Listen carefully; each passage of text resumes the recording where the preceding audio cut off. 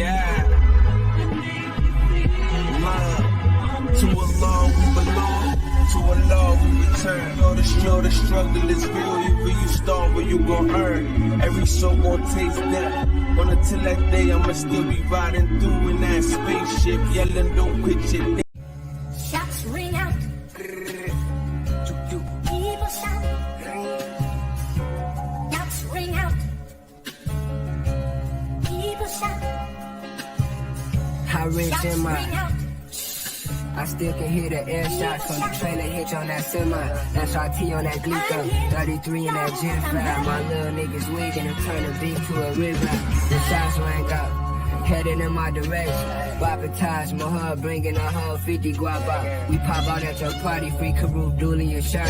Puff up and learn where I'm from like I grew up in Mercer. Have on Preston bubble for the times and we ain't had no thing. You spin a deuce, shit look like I'm trying to two-track a sample. Spray your block and tag your whip up. These niggas know we got the stuff tape on the handle on the stick, lit like a Roman candle. While they keep watching reruns, I heard this show is canceled. All the business getting stood on, every issue gonna get handled, every pistol gonna get brandished. Welcome everybody to another episode of PUWF Wrestling Talk. I am Joe BNCO, and I'm alone right now. I'm waiting on some guests. First off, we got some comments starting off the show. Mr. Rican Reactions, this is Wrestling Talk. Yes, it is. Sports Jedi Network. Thank you, BX Sports. Thank you, Kev.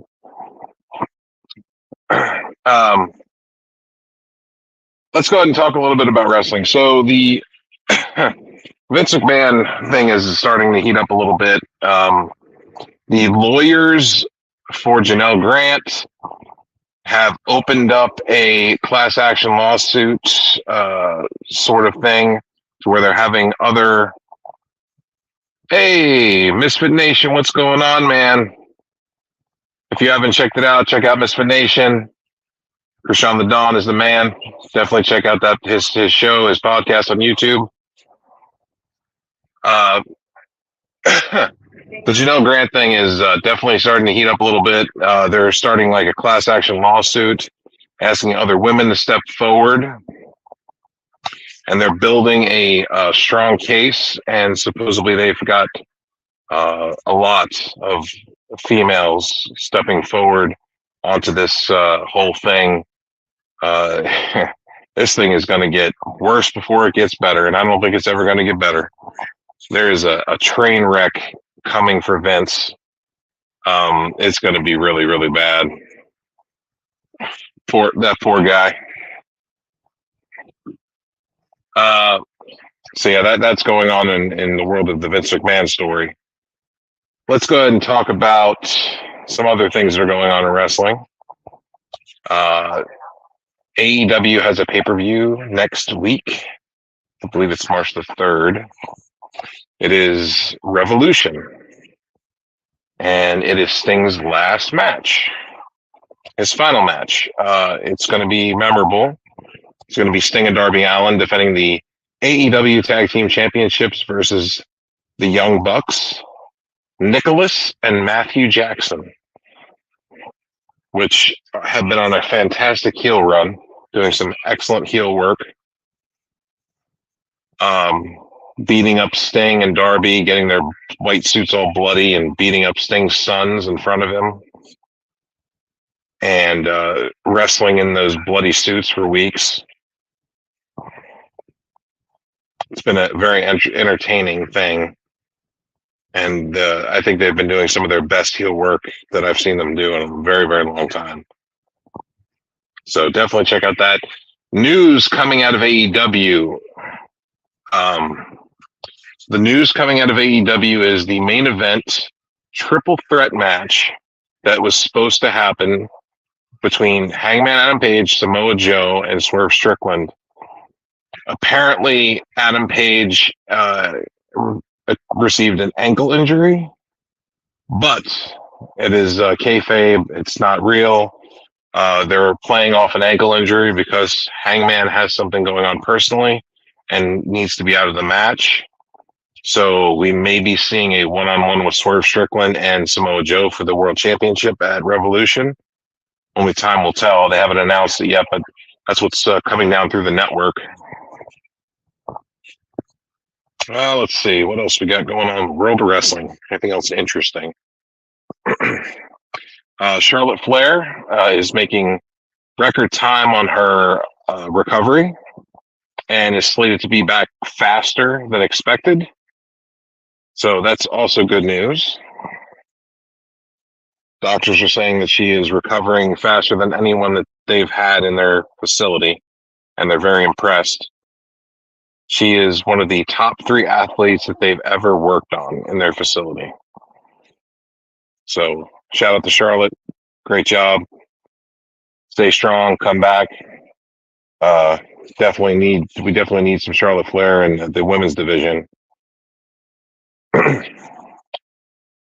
Elimination Chamber was this morning at 5 a.m. I was awake for it, like most wrestling fans that actually want to watch it.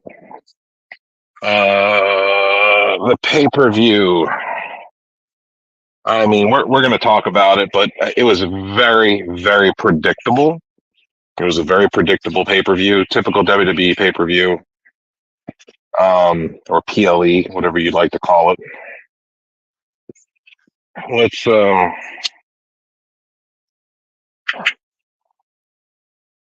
go ahead and jump into the madness that is this Elimination Chamber match, Elimination Chamber pay-per-view. So, pre-show. We got started on the pre-show with the Kabuki Warriors defending their WWE Women's Championships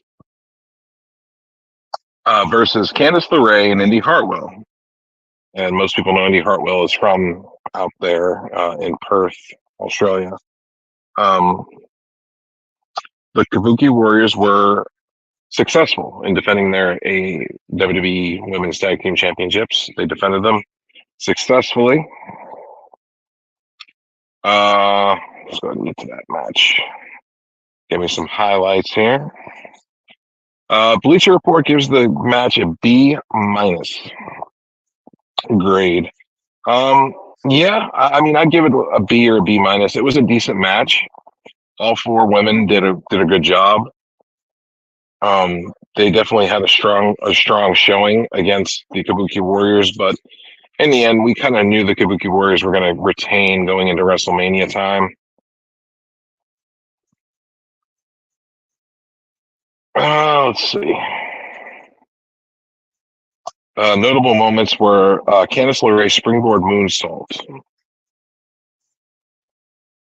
We went from that match and we started the pay-per-view off with the Women's Elimination Chamber match, which consisted of Becky Lynch, Naomi, who actually started the match. Becky Lynch and Naomi started the Elimination Chamber. Tiffany Stratton, Liv Morgan, Raquel Rodriguez, and Bianca Belair. The third person to enter the pod, out of the pod into the chamber, was Miss Tiffany Stratton, who looked phenomenal in this match. Definitely a strong showing for her. I know she's just new to the main roster, but she definitely had a good showing. I look forward to seeing more out of Tiffany Stratton on the main roster. Definitely a world champion. Excuse me, folks. Definitely a world champion contender. 5 a.m. came early this morning. I've been up all day. The fourth competitor into the match was Liv Morgan. The fifth competitor into the match was Raquel Rodriguez. And the final entrant into the Elimination Chamber, Women's Elimination Chamber, was Bianca Belair. So, eliminations went as follows. Naomi was eliminated by Tiffany Stratton. Tiffany Stratton was then eliminated by Liv Morgan. Raquel Rodriguez was eliminated by Bianca Belair. Bianca Belair was eliminated by Liv Morgan. And it came down to Liv Morgan and Becky Lynch, and Liv Morgan was eliminated by Becky Lynch Becky Lynch is your winner of the women's Elimination Chamber match. She is going on to WrestleMania to face Rhea Ripley or Nia Jax, the winner of the main event of the card that we're going over. Either way, it would no matter who wins that match, it would work well for Becky Lynch because she has kind of a feud going with both of them. Match, Bleacher says the match was fantastic. It was start to finish. It was a good match. Very strong outing for all the women involved. They gave it an A grade, which I don't disagree with. I believe the women deserved it. They put on a hell of a show.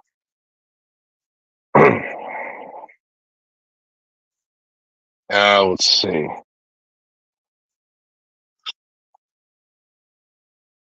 What's good? Sorry, folks.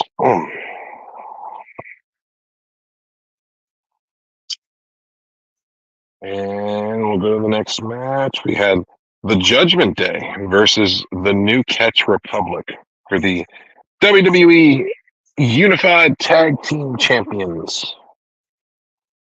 Finn Balor and Damian Priest taking on Pete Dunne and the big strong boy Tyler Bate.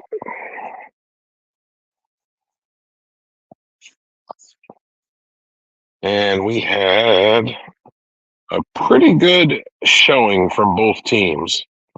We had a really strong showing from Pete Dunne and Tyler Bate, the New Catch Republic, to where you actually believed that they were going to win the tag team titles on numerous occasions. But in the end, the Judgment Day retains the tag team championships by beating the New Catch Republic. Grade was a B+. Finn Balor picked up the W for his team with a coup de grace to Pete Dunne.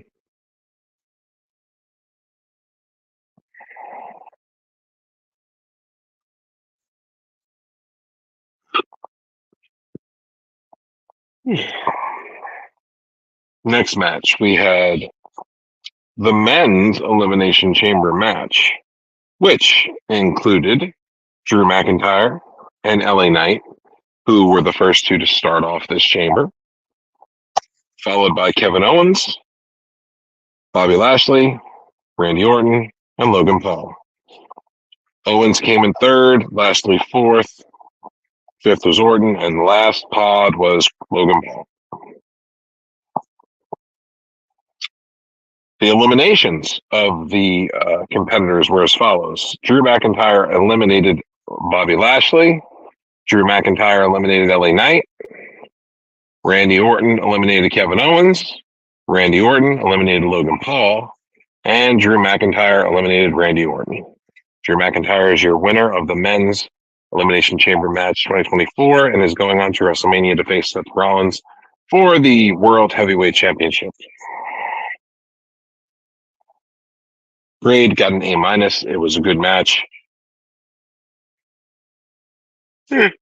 Excuse me, folks. A lot of interesting things happened in that match. One of them was Logan Paul in his pod drawing devil's horns with a marker on the pod glass, and then drawing Kevin Owens sucks and saying, "Yeah, this guy right here," and pointing at Kevin Owens who was on the ground, and then drew a stick figure of a fat man and saying, "This is actual life. This is actual to scale." He's like, "This is real." And then Kevin Owens getting in the pod and bashing Logan Paul's head off of the side that he had all the drawings on. Definitely entertaining.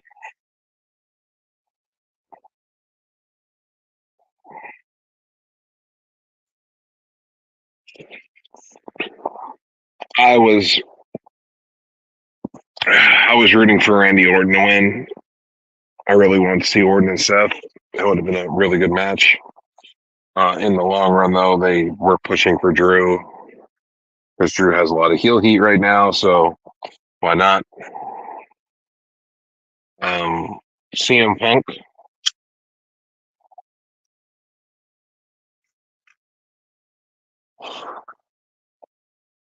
commented to Drew McIntyre and told everyone to keep buying those McIntyre shirts where he's making fun of CM Punk because CM Punk's making more money on those shirts than Drew McIntyre is. um,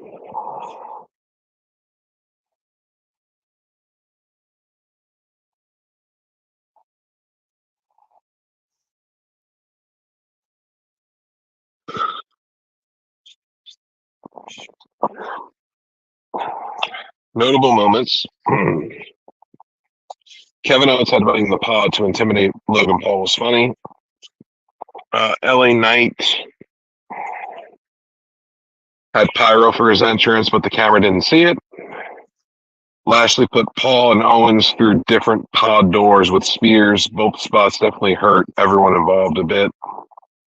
AJ Styles showed up and hit Knight with a chair several times to cause his elimination by sneaking into the cage while Lashley was leaving. Paul's crossbody off of the top of the pod looked good. And those were the notable moments from the men's Elimination Chamber match. And the main event, the hometown girl, Rhea Ripley, defending her Women's World Championship against Nia Jax.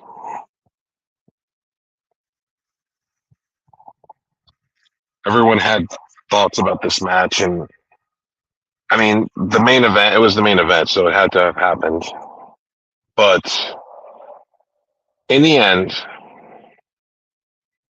Rhea Ripley defeated Nia Jax to retain her championship. The grade got an A minus.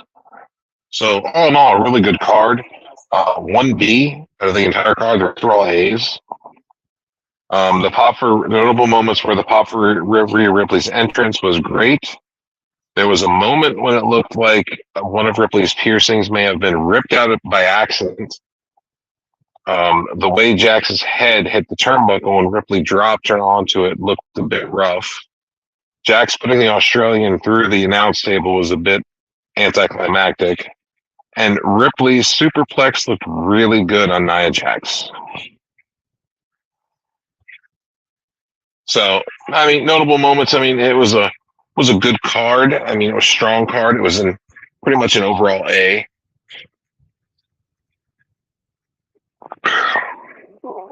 Overall A card for Elimination Chamber 2024 in Perth. Successful show for WWE, and we could talk more about the other things that are going on, like Cody Rhodes calling out The Rock. Cody Rhodes called out on the Grayson Waller effect, called out The Rock.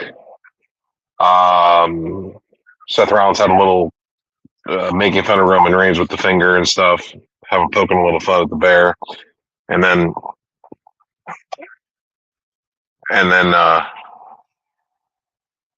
Cody challenging The Rock to a one-on-one match. I don't know when they're going to do that or how they're going to do that, but it's out there now. So you're probably going to see Cody Rock night 1, Cody Roman night 2, which is odd because you would think we would see Rock and Roman at some point, but I don't know if they're going to do it at Mania or if they're going to save it for SummerSlam. I don't know. Or are we going to see Cody Rock night 1, Rock Roman night 1, and Roman Cody night 2? You know, what's going to happen? Is Roman going to wrestle twice? Rock going to wrestle twice? And Cody going to wrestle twice? I don't know. We'll have to see.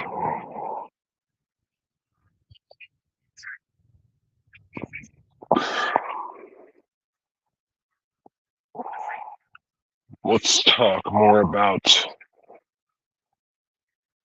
Sorry, folks, I'm trying to get my notes up.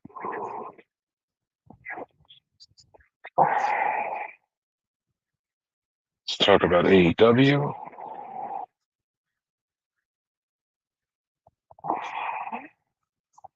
We'll go over Dynamite from this week. So, Dynamite had 2 very memorable matches. One was Jon Moxley and Claudio Castagnoli of the Blackpool Combat Club versus FTR. Was the opening match to Dynamite this week. It was a strong show. Definitely a strong opening contest tag match. FTR and BCC. That's just, they're both very talented and very strong teams.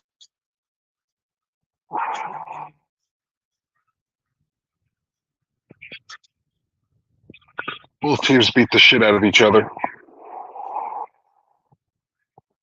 Let's see. We also had Tony Storm wrestle in a match. Deanna Prazo was in a match, but they were like throwaway matches. The main event saw Brian Cage, Samoa Joe, Swerve Strickland versus Hook, Rob Van Dam, and Hangman Adam Page.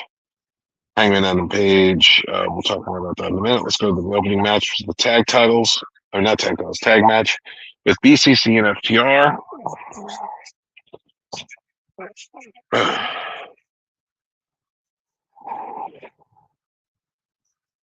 So, both teams wrestled to a time limit draw, which, that happens sometimes. The match got an A minus, which was really good grade. Tag match, good grade, A minus. Notable moments were the opening with Wild Thing is a great way to get the crowd in the right mindset for the evening. The spot with Moxley and Wheeler, where headbutting each other, was good, but didn't make a ton of sense. Castagnoli was so casual as he walked up to Moxley to save him from Harwood on the outside. It was pretty funny. Wheeler's hot tag sequence after the break was awesome. The dueling sharpshooters was a fun spot. All in all, it was pretty good match.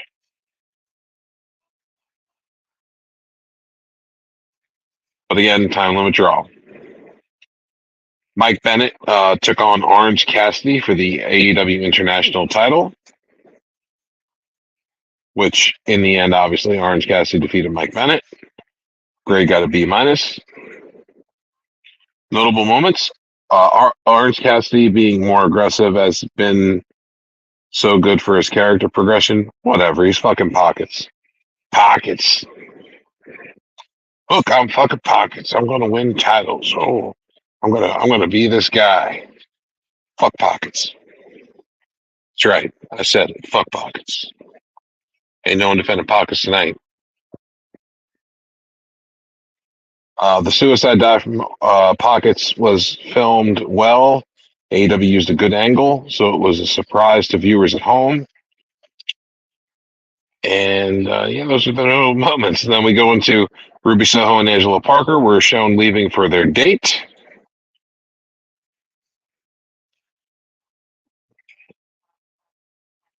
Let's see. This was the definition of a squash match. Tony Storm used Deanna Purrazzo's signature Venus de Milo submission to get a quick win. Grade is incomplete. Tony Storm wins. Before Tony Storm was gone from ringside, Purrazzo made her way to the ring to upstage. Her opponent for the night was AEW coach Madison Rayne. They shook hands before locking up to show mutual respect. Unlike the previous bout, this was a competitive fight between two experienced wrestlers. The pace was a bit of a slowdown, but most of what they did looked great. The bout may have been a better fight, but the outcome was just as predictable as Storm's was. Purrazzo is preparing for her first AEW title shot, so there was no way she was going to be booked to lose this close to the pay-per-view. Unfortunately, a late match botch that led to Rain falling right on top of her head took the wind out of the contest sails. She was able to finish the match, but it was only a moment later. Let's hope she is all right. Result: Deanna Purrazzo defeated Madison Rayne to a C+. Tony Storm being billed from stage 7 at Warner Studios is hilarious. Keeping Storm in black and white while showing Purrazzo in full color in the same shot is such a simple but effective way to use her gimmick. The spot with Rain falling on top of her head was scary. And then we go to the main event, where we had Samoa Swerve Strickland and Brian Cage versus Hook, RVD, and Hangman Adam Page. Hangman Adam Page, I know, has been pushing a lot of heel buttons. I think he's going to become a heel very shortly.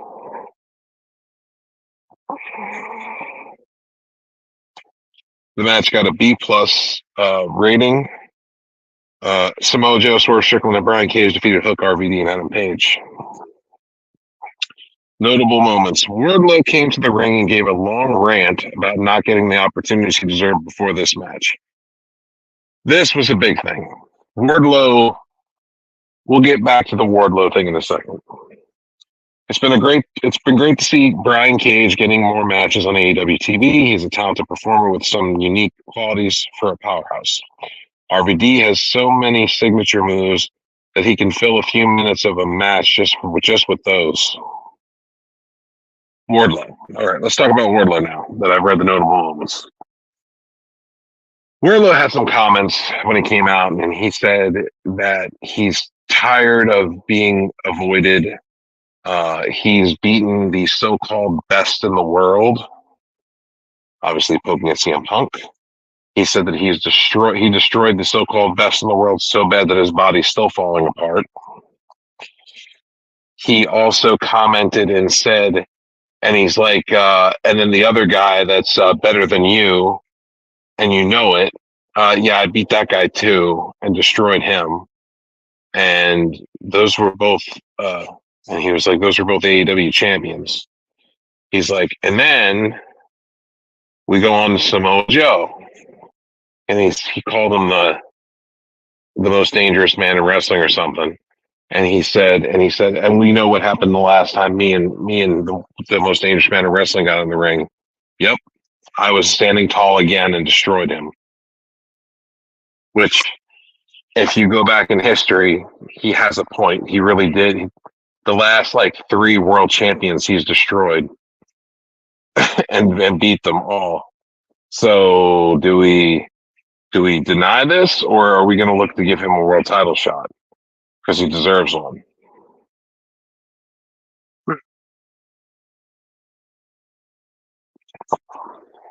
If Adam Page is not able to compete at Revolution, why not put Wardlow in his place to have it still a triple threat?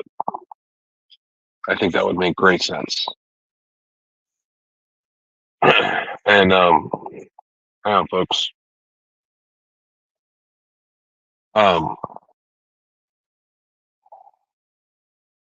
Let's see, what else do we got here?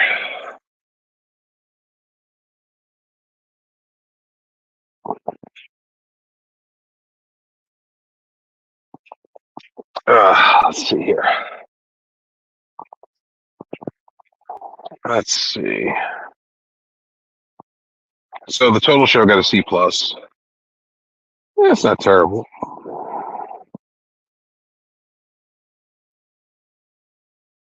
Now we'll go to AEW Rampage.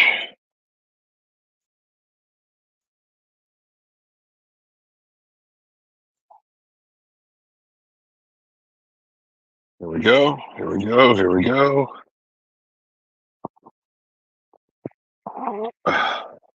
That's the wrong one.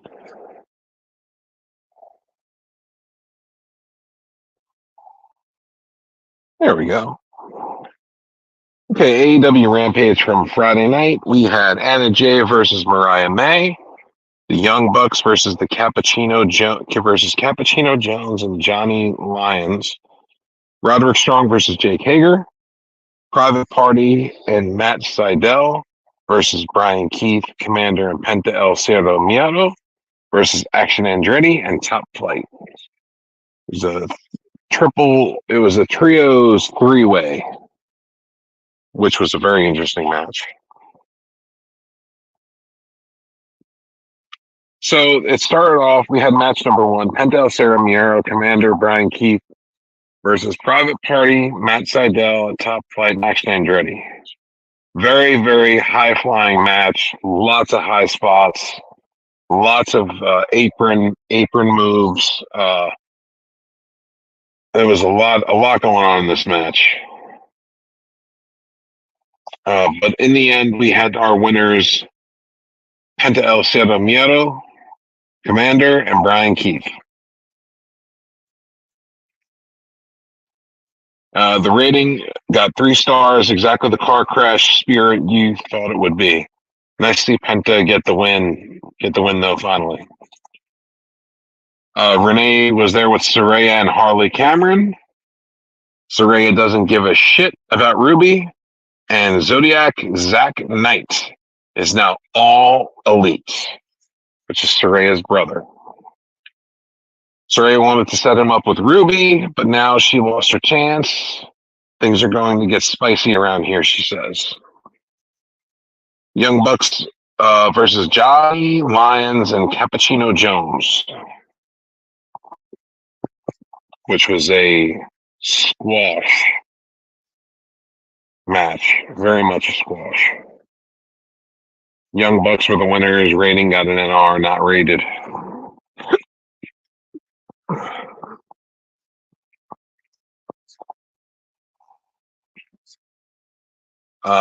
Then we got fed momentarily cut out. The feed momentarily cut out, and we returned to Sammy Guevara, laying the boost to Powerhouse Hobbs. Sammy has a chair and hits Hobbs across the back and for the stomach, but Hobbs spinebuster Sammy.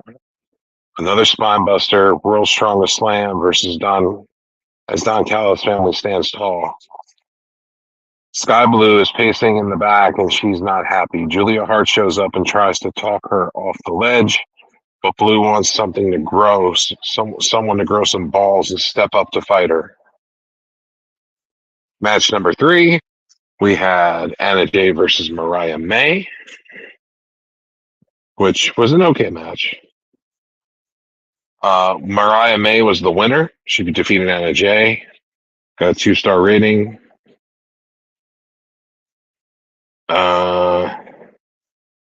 Renee was there with Ruby and Angela Parker. The date was great. Apparently, Ruby says Zach is a poor man's Tom Hardy. Ruby tells Soraya she has a problem now, and she's going to shove this right down her throat. Match number 4 was Roderick Strong with the Undisputed Kingdom versus Jake Hager with Hornsby.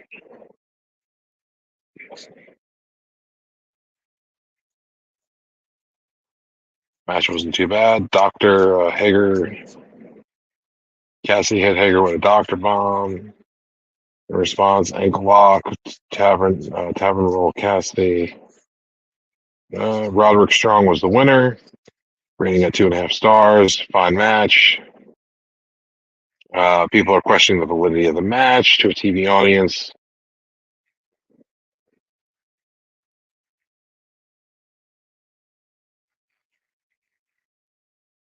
So yeah, that was Rampage. It really wasn't much of anything. It was an hour show. So Collision starts in 18 minutes.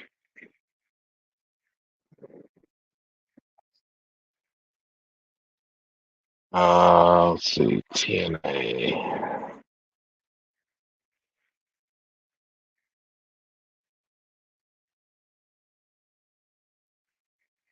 Okay, we had TNA, No Surrender.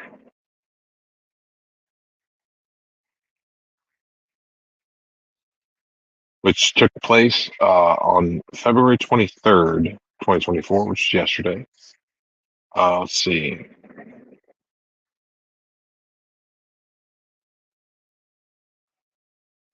So it looks like we're going to have the Rascals. The Rascals defeated Mike Bailey, Speedball Mike Bailey, in Trent 7 after Steve Macklin interfered, and Mike Bailey takes the loss. Countdown. Eddie Edwards and Brian Myers defeated Kevin Knight and Kushida. Myers hit roster cut, followed by Edwards hitting Boston Knee Party before Myers pinned Knight for the win. TNA World Title #1 contenders match: Frankie Kazarian versus Eric Young.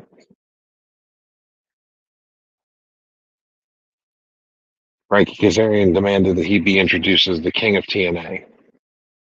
They stay evenly matched early on, tossing each other around the ring. Kazarian lands with a few suplexes before nailing a slingshot cutter. He went tries for a pile driver, but Kazarian hits fade to black instead, while Kazarian argued with the ref over their near fall. Eric Young planted him with a crucifix bomb, and the ref counted 3. Eric Young defeats Frank Kazarian and is the new #1 contender for the World Championship. After Kazarian beat down the referee for a couple of minutes until more officials came out to chase him off. Match 3 for the TNA World Tag Team titles. ABC, the champions, versus the Grizzled Young Veterans.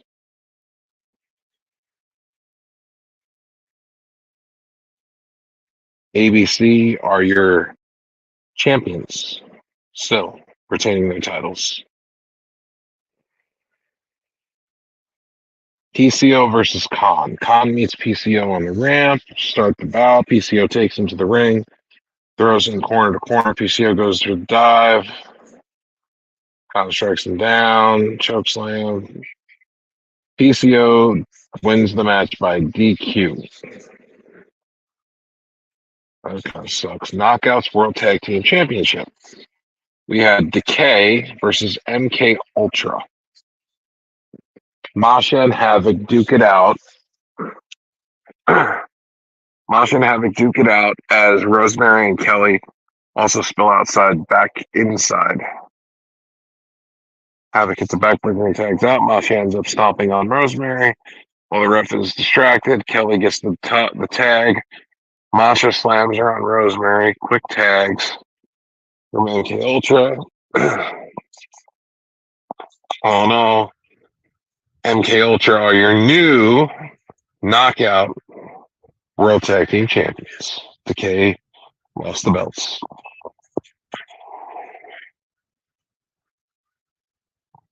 Let's see.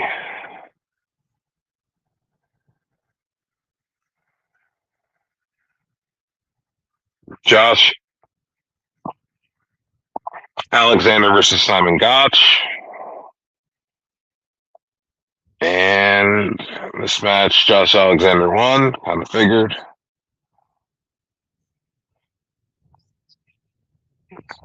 Backstage, we had AJ Francis, former Top Dollar, confronting Rich Swann ahead of their match on Thursday. TNA World Championship, no surrender rules. Moose versus the champion versus Alex Shelley.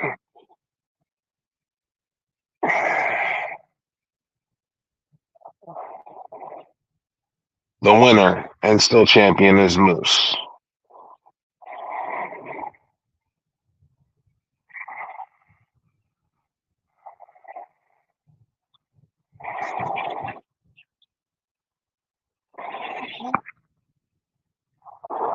And the next bout, it says George Iceman introduces a surprise appearance from Ash by Elegance, who takes a seat at ringside. Let's see. TNA Knockouts World Championship was defended. Jordan Grace, champion, defended against Giselle Shaw. Shaw immediately dips out of the ring and runs around trying to escape Grace. Shaw tries for a clothesline but gets thrown against the ring apron. Looks like I'm going to guess Jordan Grace. Yep, the winner would be Jordan Grace. Looks like more strikes from Grace proceed to the Juggernaut Driver for the 3 count. Jake something cuts a promo on the X Division main event. He says 2024 is the year he takes the X Division title. TNA Sacrifice takes place in 2 weeks on March 8th in Windsor. X Division Championship match was Chris Sabin versus Mustafa Ali. This was probably a really good match. I did not get to see No Surrender. I gotta subscribe to the app because it's the cheapest way of doing it.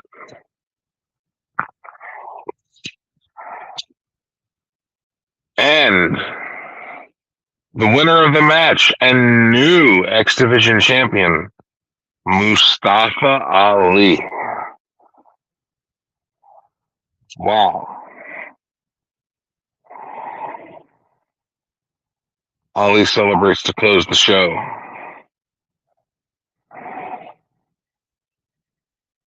Huh.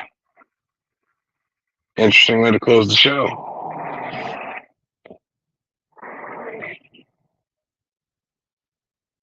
Huh.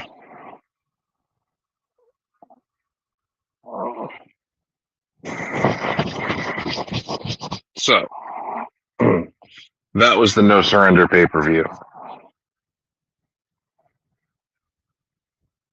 Doesn't seem like a bad pay-per-view. Seems like it was pretty decent. I'd like to go back and watch that main event, Mustafa Ali and Chris Sabin. I'm sure that was a really good X Division match, and a couple of the other matches. Excuse me. I could definitely see some of those matches on that No Surrender card.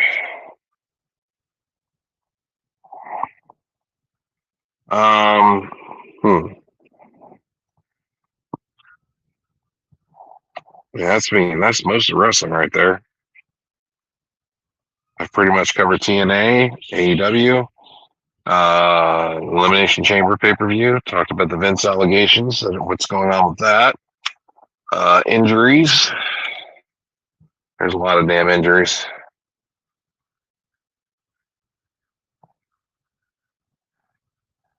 I don't know. I guess I just got to figure out what other wrestling's going on here. Seeing if I missed anything.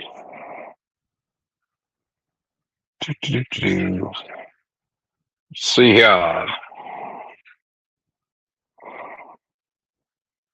Let's see.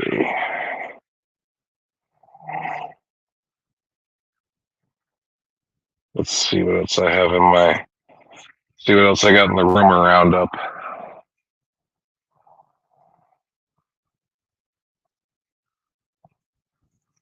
Here we go.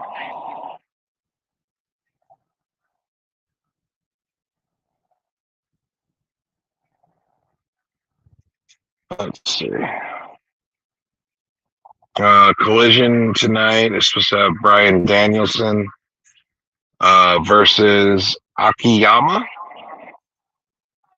Looks like Hobbs is supposed to take on Sammy Guevara tonight on Collision at 10. And let's see here. Trying to get the card post. I know they were talking about CM Punk. They want to keep CM Punk.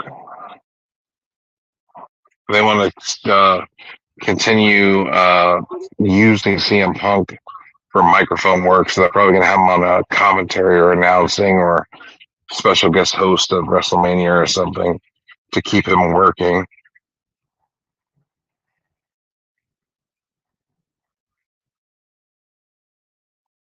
Yes, he is. Yes, he is. It's going to be a great match. Danielson and Akiyama is going to be a fantastic match that's on tonight.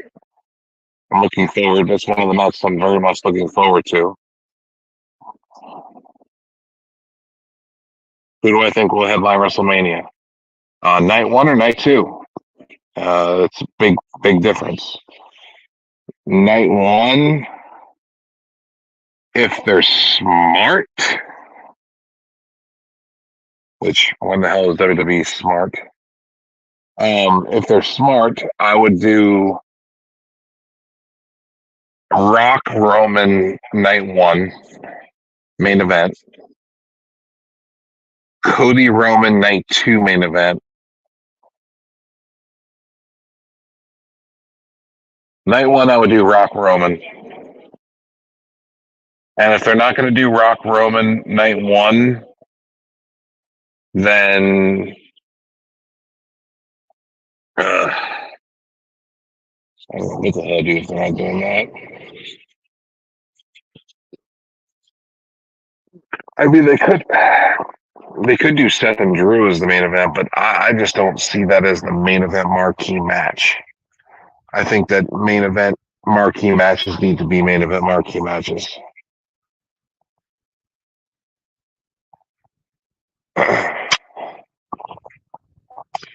I feel like night 1 should probably be Rock and Roman, but if not, they could always do Cody and Rock as main event and have Cody main event both nights of WrestleMania.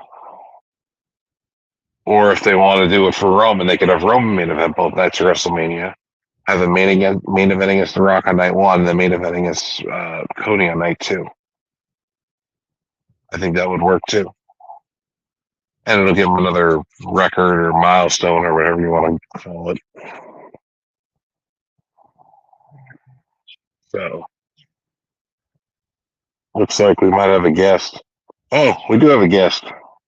Hey, Mr. Joe BNCO. Look, the Invisible Man. Sorry about that. I saw that no one was passing by. Ladies and gentlemen, I'm coming back next week, bringing the PWF stronger than a tank through Germany.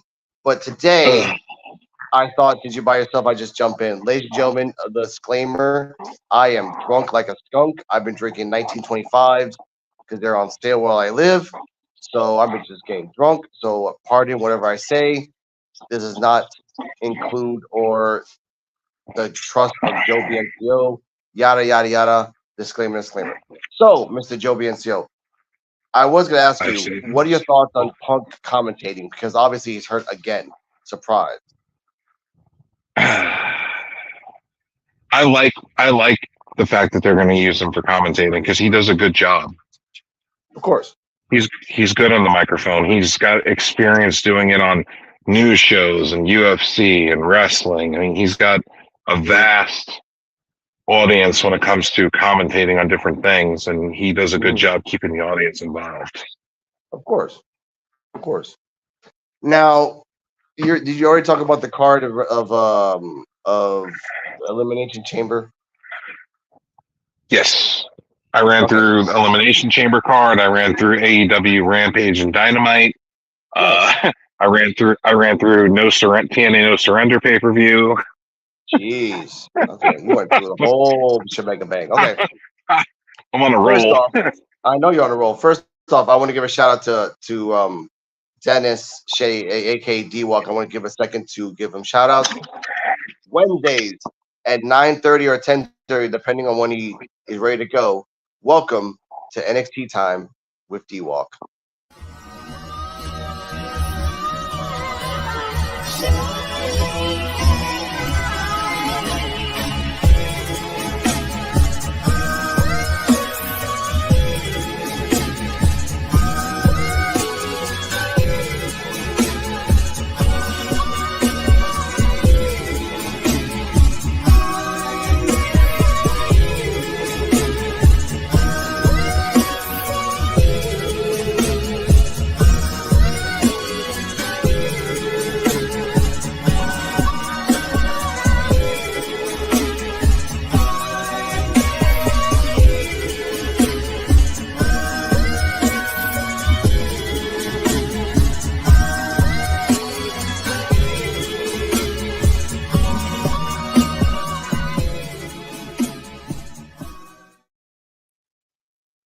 Ladies and gentlemen, boys and girls, children of all ages and space and time, we have Krishan the Don from the Kayfabe Cartel live. How are you doing, sir?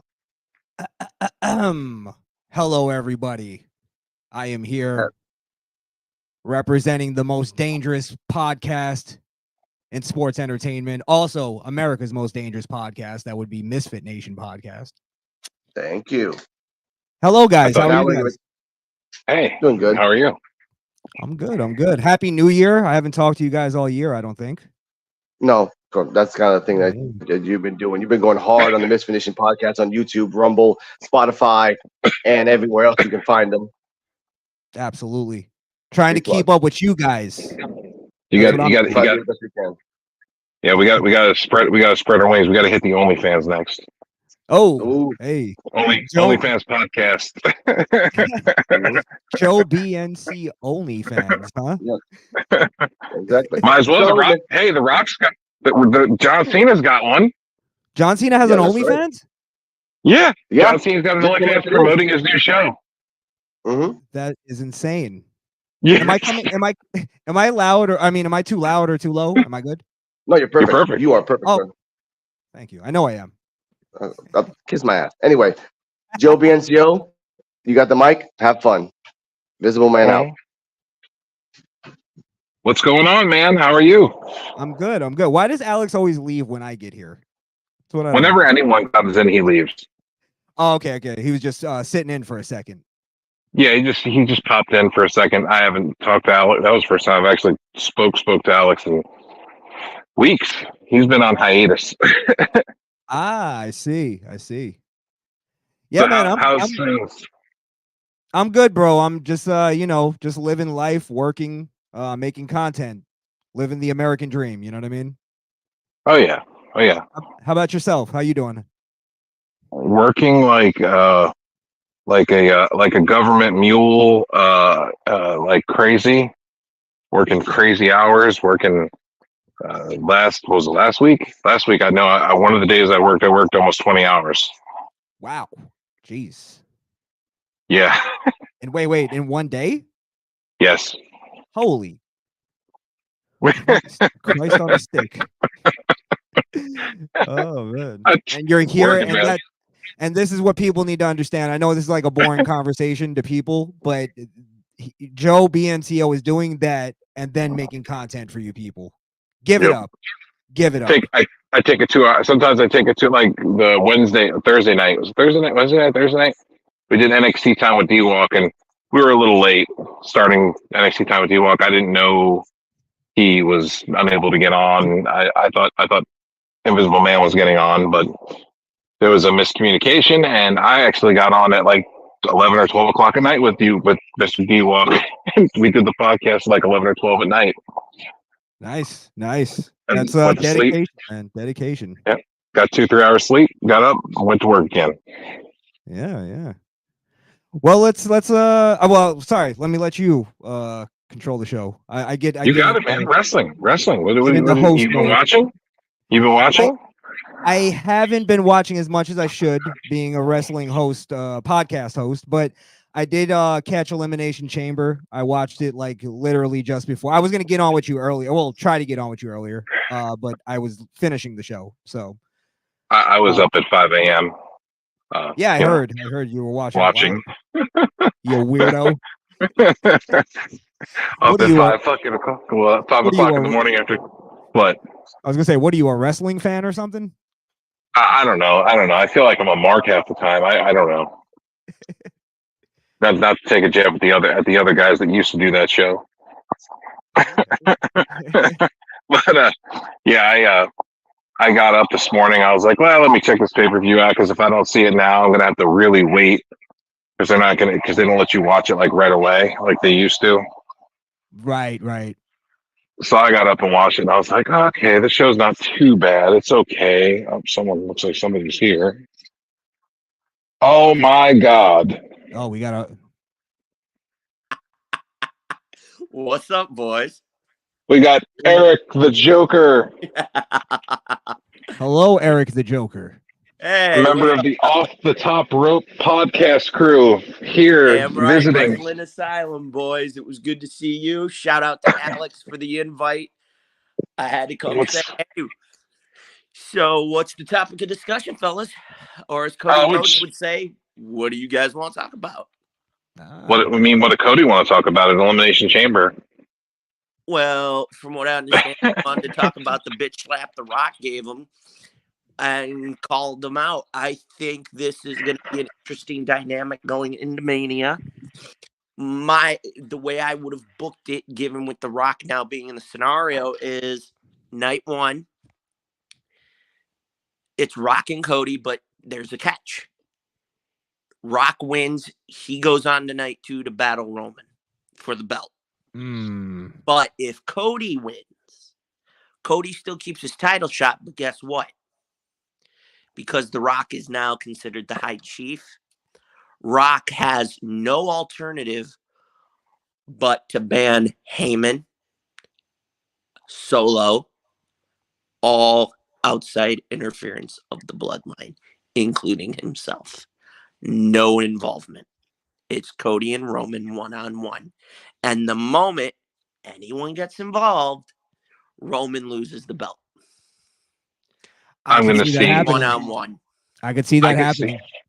Yeah, I could see that too. But I think that they're going to break history. Either one of two things are going to happen. Either we're going to get Cody and Rock main eventing night 1, and Roman and Cody main eventing night 2. So Cody will main event both nights of WrestleMania. Well, That'll be history.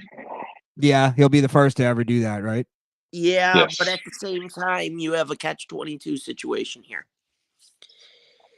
All right, and it's in the background, and I alluded it to today on my show, The Wrestling Asylum. We're not giving Bailey her due. There's still an issue there. All right, and I'm not saying this in a derogatory way. She's kind of the underlying diamond that we've almost missed. Because remember, the last number of WrestleManias she's been in, it was always a fatal 4-way. It was a tag. It was a this. It was a that. She's never been one-on-one. Not to take a jab at at performers of the female persuasion, but no, I'm not. I'm saying we need. It's a women's match. Well, not only that, Bailey, like I love Bailey. Don't get me wrong, but hey, she's cue not. the old she's music not, and the guys jumping in the crowd to it. It's a women's match. Come on. No, I Well, the agree, I women totally have been agree, tearing it Joe. up. We got to admit that. But not only that, like Joe is right, but to put a women's match in that level, like that. No. caliber, I'm saying at it least has to put like them in garner the more. semi-main event. But you can't put them ahead of Rock and Cody. No, Like, no. I don't think If it's a you're having problem. Rock and Cody main event night 1, have them go on second to last. No, I think what you're saying, I disagree just because I don't think it's such a big problem where it's like going to cause some kind of stir or anything. Like I don't even think the fans will care. They said that 13 years ago about one man, and look what happened. Wait, who are you talking about? Phillip Brooks. Yeah, but that's a man. Yeah, again. I'm not. Take gender out of the equation. Take it all out of the equation, bro. You can't. Right? It wouldn't matter even if it didn't matter. Would you say that shit if it was AJ Lee? Yes. Absolutely. Yes. I'd say it if it was China. Oh, that's blasphemy words right there. I'd say it if it was Charlotte. I mean, shit. Oh, honestly, shit. yeah, and I think we'll Charlotte all agree Charlotte's the one exception where we go. Piss And break. I actually disagree, Joe. I think Charlotte is the one that I would accept in the main event, depending on who she's going against, though, and what the story is. Like it's, you know what I mean. There has to be context to it. Becky and Rhea in the main event actually is a bigger match than Io and Bailey. I could on see paper. Yeah, I agree. like back-to-back scenario. I mean, they're going to have to do one women's match on one night and one women's match on the other night to split them up. Probably. My only thing is, I was kind of disappointed in Chamber today a bit because everything was somewhat predictable. Going into the Chamber, I already knew, I was like, Becky's winning that shit, and with the men's, I'm like, that was a disappointment. Leading to Drew, I was like, there was no. How's this going? What would have thrown me for a loop? Orton won. Orton or LA Knight truly shocking everybody. LA Knight should have won it. In my opinion, their reigns for the last 4 years has made me want to go to massive shit right on Vince McMahon's front yard, let alone on his fucking head, and go, this is what the fans think of you. Well, here's the problem, and the biggest problem is that I think they're going to put LA Knight versus Logan Paul. Oh, fuck that. No, please, God, no. That's a I'm getting more of the vibe. That shit last year. I'm getting more of the vibe they might fucking year. What do you think they're going to do, AJ Styles? I'm thinking they're going Roman, not Roman. I'm sorry, Randy Orton versus Logan Paul. Yeah. No, I still think you need to pay off Logan and but I think what you do, if it's me booking, get to Mania, put the U.S. Championship on the line, Have Sami Zayn screw Logan Paul.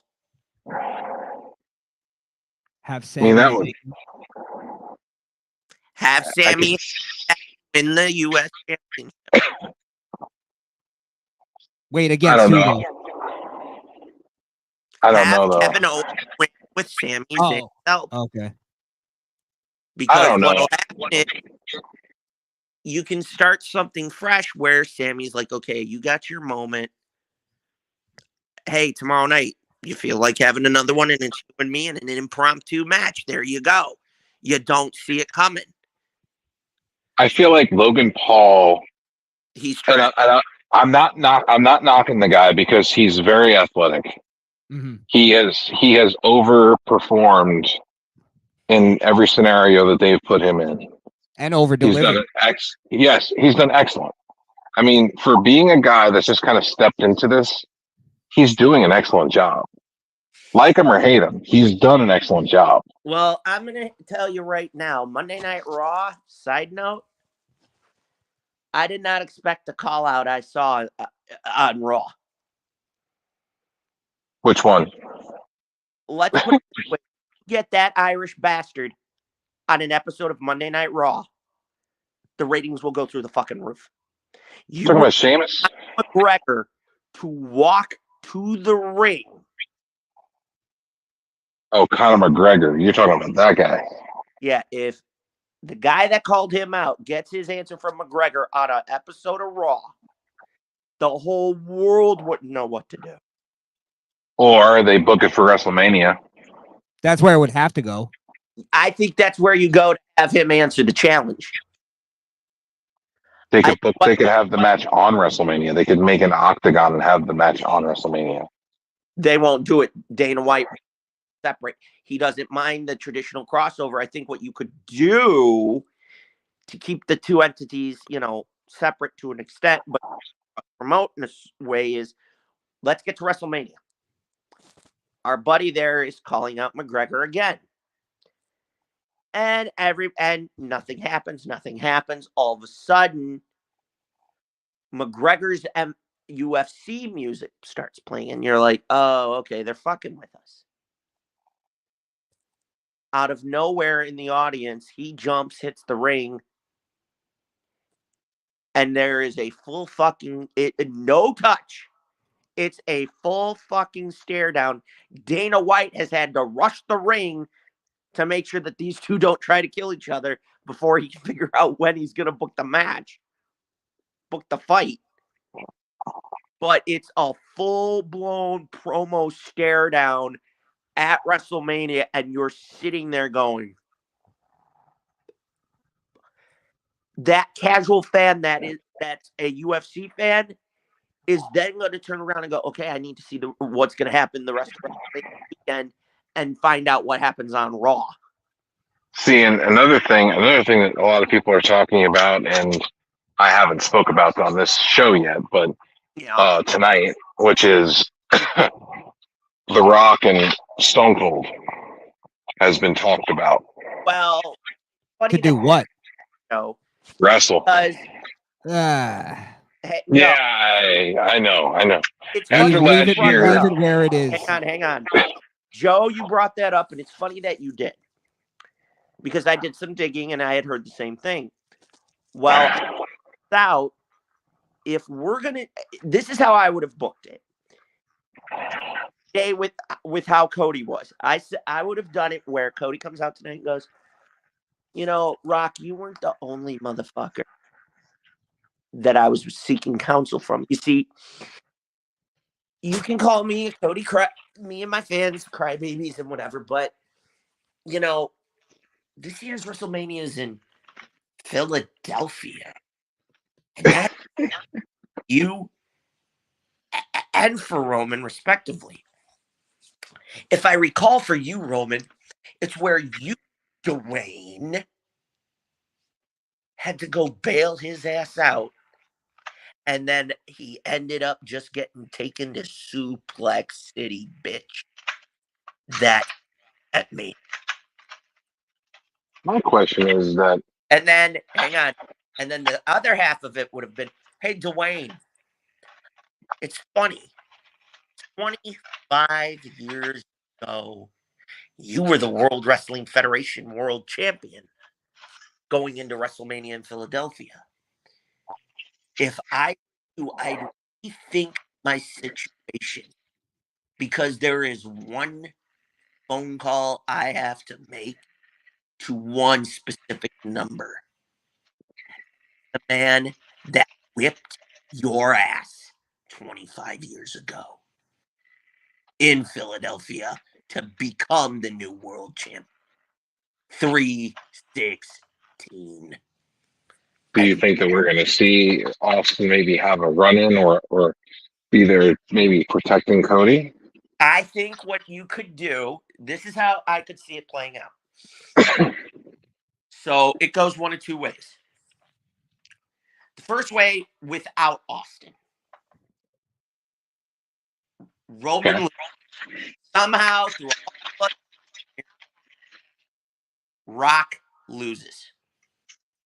Cody's going to the main event. Rock's pissed. But Rock keeps his word. Way through the match, we see a run that nobody anticipates. And so baggy, you don't know who the guy is. Roman gets knocked out. Cody's already down. Roman gets knocked out.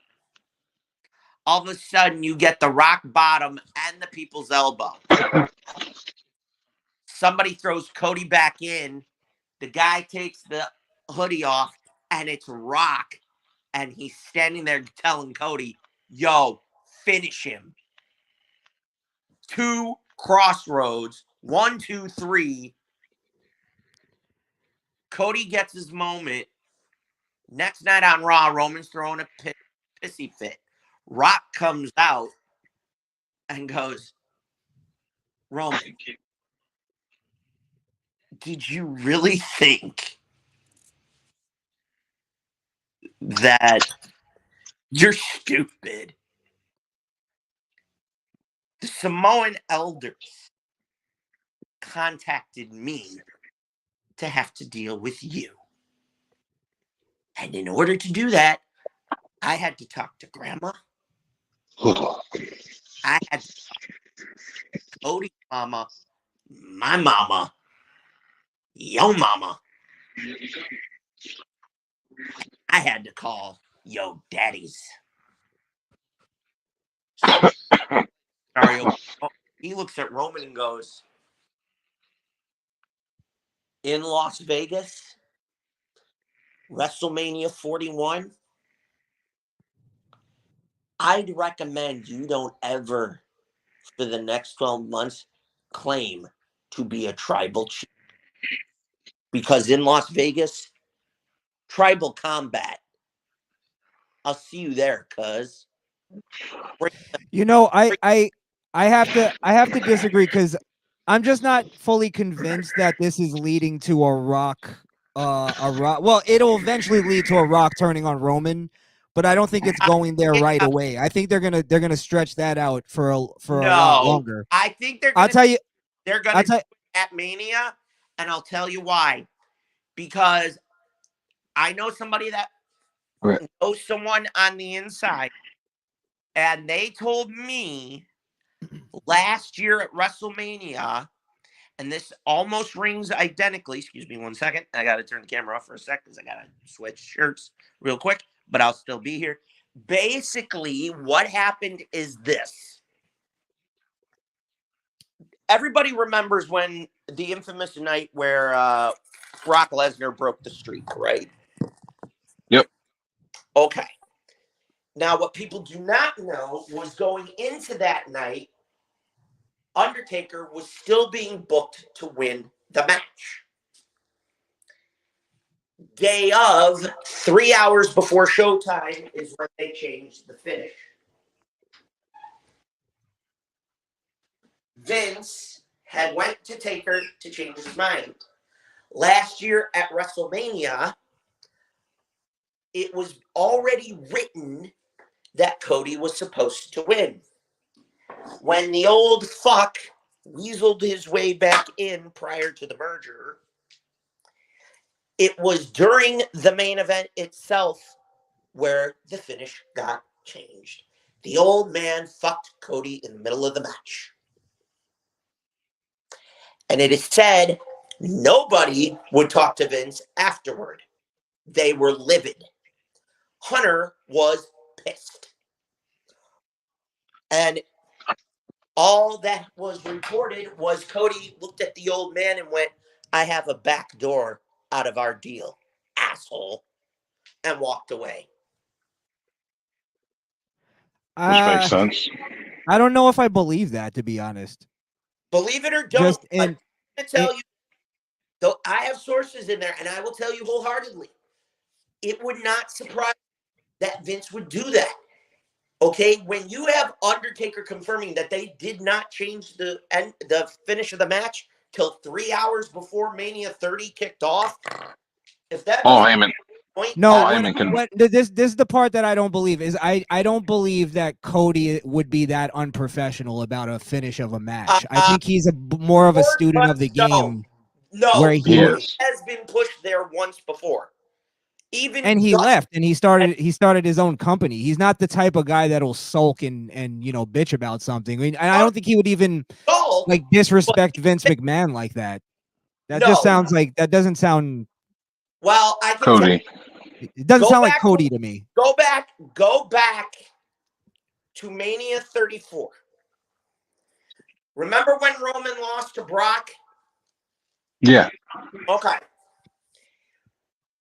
For many of you that probably don't know, is what happened after the show was off the air.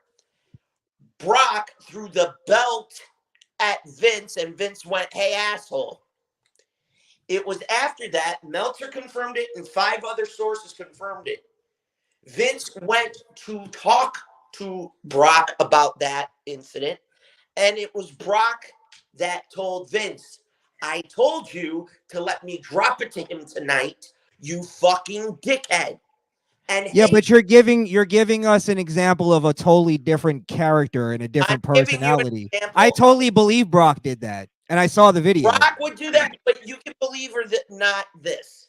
I saw the video, so I don't have to believe it. I know that. I would not. Yeah, Brock.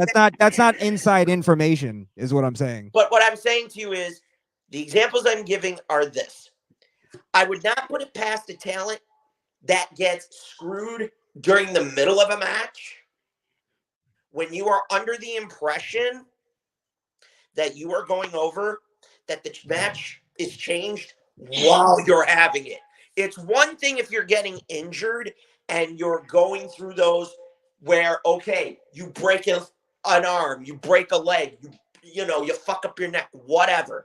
Those things are understandable, but when you're changing it but this is all hearsay is what I'm saying. There's no like evidence that was changed in the middle. I honestly don't even believe they would change a WrestleMania finish in the middle of the match. I could see that happening like right before they go out.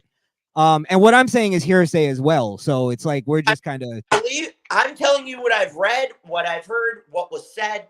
Take with it a Yeah. grain of salt. Yeah. Say I've read the same stuff. I just don't always believe I'm giving you the word tell that I received. Take I listen to salt. Do your due diligence. I listened to Paul Heyman, what he said about the whole thing too. Paul Heyman talked about that night at a live. I don't know what you want to call it. It was like a shoot. Yeah, it was a stage show. And he even said, take it as you will. He said, he's like, one of two things happened. And he gave the 2 scenarios. One of them was Undertaker didn't know he was going to lose. and Brock just Lesnar. and couldn't stop him because it's Brock, and Brock's a goddamn animal. Right. Brock is the alpha of our species. Brock is a damn animal, and you really can't stop him. Who's gonna stop him? Nobody. Let's be real. But you also have to take into consideration that Paul Heyman is a genius, and he's always selling selling his client. Oh, yeah. So that's almost yeah. that's very like he did that. He told that part of the story just so we could talk about it right now, and it's genius because it It is. it makes us really like we're selling Brock Lesnar. You get what I mean? Yeah. So that's where And- I take that with a grain of salt, even because Paul is always working. True. Always. Paul's Paul. And we love him for that. Greatest. I do. Who doesn't love Paul Heyman? Paul Heyman's fucking great. Paul Heyman deserves his own wing. I'm actually seeing the storyline, and this is where I was going earlier with it, is that I see it going more towards like a power struggle kind of storyline where where Roman loses, but it strengthens almost the relationship between The Rock and Roman more than it weakens it. Because I don't know if that makes sense, because as we've seen the entire storyline, it's always been about family. You know what I mean? Like anytime somebody's interfered into Roman's matches, people take that as, oh, Roman's a bitch. He can't actually win the match by himself. In reality, what that's telling you, it's not a chicken shit heel storyline. It's that it's about family, and we're going to keep our family at the top by any means necessary. Well, And The Rock is totally with that storyline, and he's totally with that in his character. Because if you notice when they did that press conference, that gave out there was a lot of storytelling in that press conference, and I loved it. Because the Rock, the whole reason The Rock is at his wit's end with Cody right now is because he disrespected his family. You see what I'm saying? So that's what I'm saying. It's all in it. And if you notice, hold on, real quick. If you notice when The Rock confronted Cody Rhodes, he said, when you're talking about his family, you're talking about my family. And he like beat at his chest when he said it. Like that's all really like subtle storytelling that we have to pay attention to. This isn't just The Rock is pulling a fast one on Roman. It's not that. That's why I don't believe he's going to turn on the bloodline. It doesn't make sense to me. I think it's going to a big power struggle storyline, because again, and this last thing I'll say on the press conference is, if you notice when everything broke down and The Rock slapped Cody, some of the wrestlers looked at The Rock as, okay, what do we do now? You're the leader. And the other wrestlers that weren't the bloodline looked at Triple H like, what are we going to do now, Triple H? What are you going to do? You're our leader. So it's almost like they're pitting two leaders against each other, and they have their coalition that's forming. Okay. And I see it going towards something like that, some kind of big war between The Rock and Triple H. Krishan, I really saw that as well, and I really wanted to. Everybody's like, well, he can't wrestle no more. I was like, I really saw Triple H and Rock.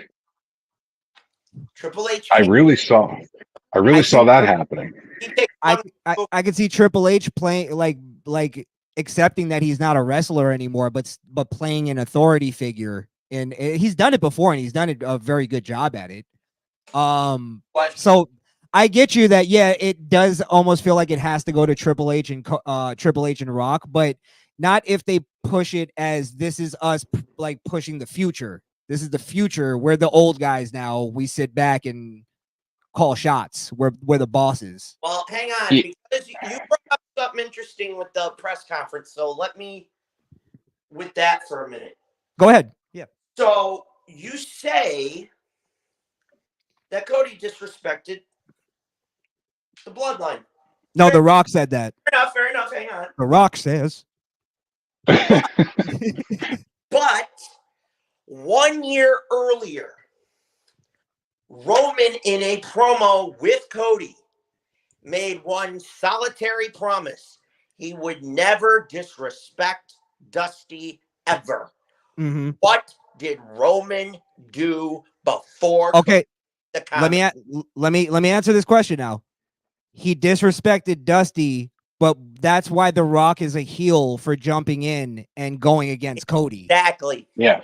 The Rock is a dick for doing that, because he should have been like, all right, well, if I made fun of your family, I opened up it's just a human thing. That's what automatically made The Rock a heel. And what also I think is really interesting about The Rock's heel turn is that it's also that The Rock broke his I'm a good positive guy persona. You know what I mean? So it was very, I love that so much, because I hate that version of The Rock, this new happy-go-lucky version, and it's almost like he was like, I've been faking that the whole time, and now I'm going to show you who the real Rock is. Yep. So I think that's why the heel turn was so effective without him saying even heelish things. You know, he just did one heelish thing. Cody crybabies. Yeah. telling the Cody fans that they're eating chicken nuggets and then shoving them up their asses. On Pat McAfee, and then Cody came out on Monday on what was it, SmackDown or Raw, and he looks at Pat and he's like, "So what do I do with the chicken nuggets again?" This is what Cody's so good, and a lot of people, and I tell them they go watch him after he left WWE. When he came to TNA, when he came to Ring of Honor and New Japan, and started creating what he would become known as the American Nightmare, I said, watch the evolution, go back to when he left, our evolution to now. Look what you're seeing. He is firing on all cylinders. He's finally getting what his dad always had. Mm-hmm. It. Well, here's the funny thing is, and I'll give you my perspective. I was a non-believer of Cody for like a long time, even when he got back into WWE, and he's like definitely. I look at him as a top guy now. So like, and you know, I'm not trying to be a snob or anything, like, but No, I'm just saying. look at the way he dresses, the way he presents himself. He presents himself professionally. Yeah, look, I still think the neck tattoo is goofy and all that stuff, and the hair is a little weird, but it's like it makes him stand out, and it makes him look like somebody. You know what I mean? There's also something interesting that I heard in a Cody interview where he was saying that it took him a long time to get that thing that Eric was just talking about, because his father was never hands-on with him. He actually like left him alone to like fed him to the wolves. Like he didn't help. He didn't help Cody at all. Like he said that he hears all the wrestlers talk about how Dusty helped him with promos and did this, and he's like, I don't have that with my father. So because he was toughening him up. He made him the man he is today. That could be a great heel storyline, though. It could. It really could. A bitter Cody Rhodes about his dead father. That's amazing. Oh my God. Joe, just think of the storylines of that. You know, Cody Rhodes turning on the fans, like you know, I hear all these people talking about my dad and how he mentored them and trained them and stuff, and my father pushed me aside and never gave a fuck about me and blah blah blah, like going off on Dusty. Oh my God, the heat! Imagine Cody cutting that promo and the tears coming out of his eyes while he's doing it. That would be so amazing, dude. Why do you think? And do it after he becomes champion too. Yeah, like he's cocky, like I didn't need you. Yeah. I did this on my own. But hang on, here's what. Do you want to know why Dusty fed him to the wolves and didn't have hands on? Why? Why do you think? I'll give you a good guess. A fluff. Dustin. He was a horrible father. Dustin. He go through the backstage scenery shit that he went through with Dustin. So you're saying Christian Cage is a better father figure? Fuck Christian Cage with a 10-foot Christian Cage is father of the year. What are you talking about? Christian Cage drop dead tomorrow. He's my daddy. He's father of the year, man. Eric, father of hell. He's Satan light. Did you hear the promo he cut on fucking Daniel Garcia the other night? I thought Garcia was gonna fuck up. He's talking about the man's dead dad. From Buffalo, Jesus. I've met Daniel. I know him. Do not bring his family into this. Oh, God. He said he brought up his mama, his daddy, and everything, and he was like, death stare look so fucking bad. I had my friend text me during that promo, and my friend Erica, shout out to her. She's texting me going, Eric, yeah, you're hearing this, right? I'm like, call 911. Why? I went, look at Daniel's face. She went, oh, fuck me. I went, you've seen that look. She goes, oh, shit. She called me later that show and goes, I'm assuming Daniel's mother was not happy. She goes, Eric, I didn't know his mother knew certain words. I went, oh, shit. I guess she was a little pissed. It was a great promo though. Like they really sold that fucking promo. I tell you, it seems like she was pissed. Like, son, you could have at least warned me and shit. What the Like Daniel held his own. I'm gonna say this about Garcia. He is coming into his own well. His in-ring ability, no one can argue that. It was always finding something to get the fans behind him. He's on his path. He's not fully there yet, but he's getting there. Is he still Christian- doing that goofy dance? yes. Once in a while. Yes, he is. He's doing the Alex right. The Alex Wright. Right? Still doing the Alex right. He's Hey, doing- Alex Wright is still memorable. hey, He's doing the Das Wunderkind. Doing a little disco inferno. Yeah. no, Well, this Wunderkind with the I wouldn't give a fuck.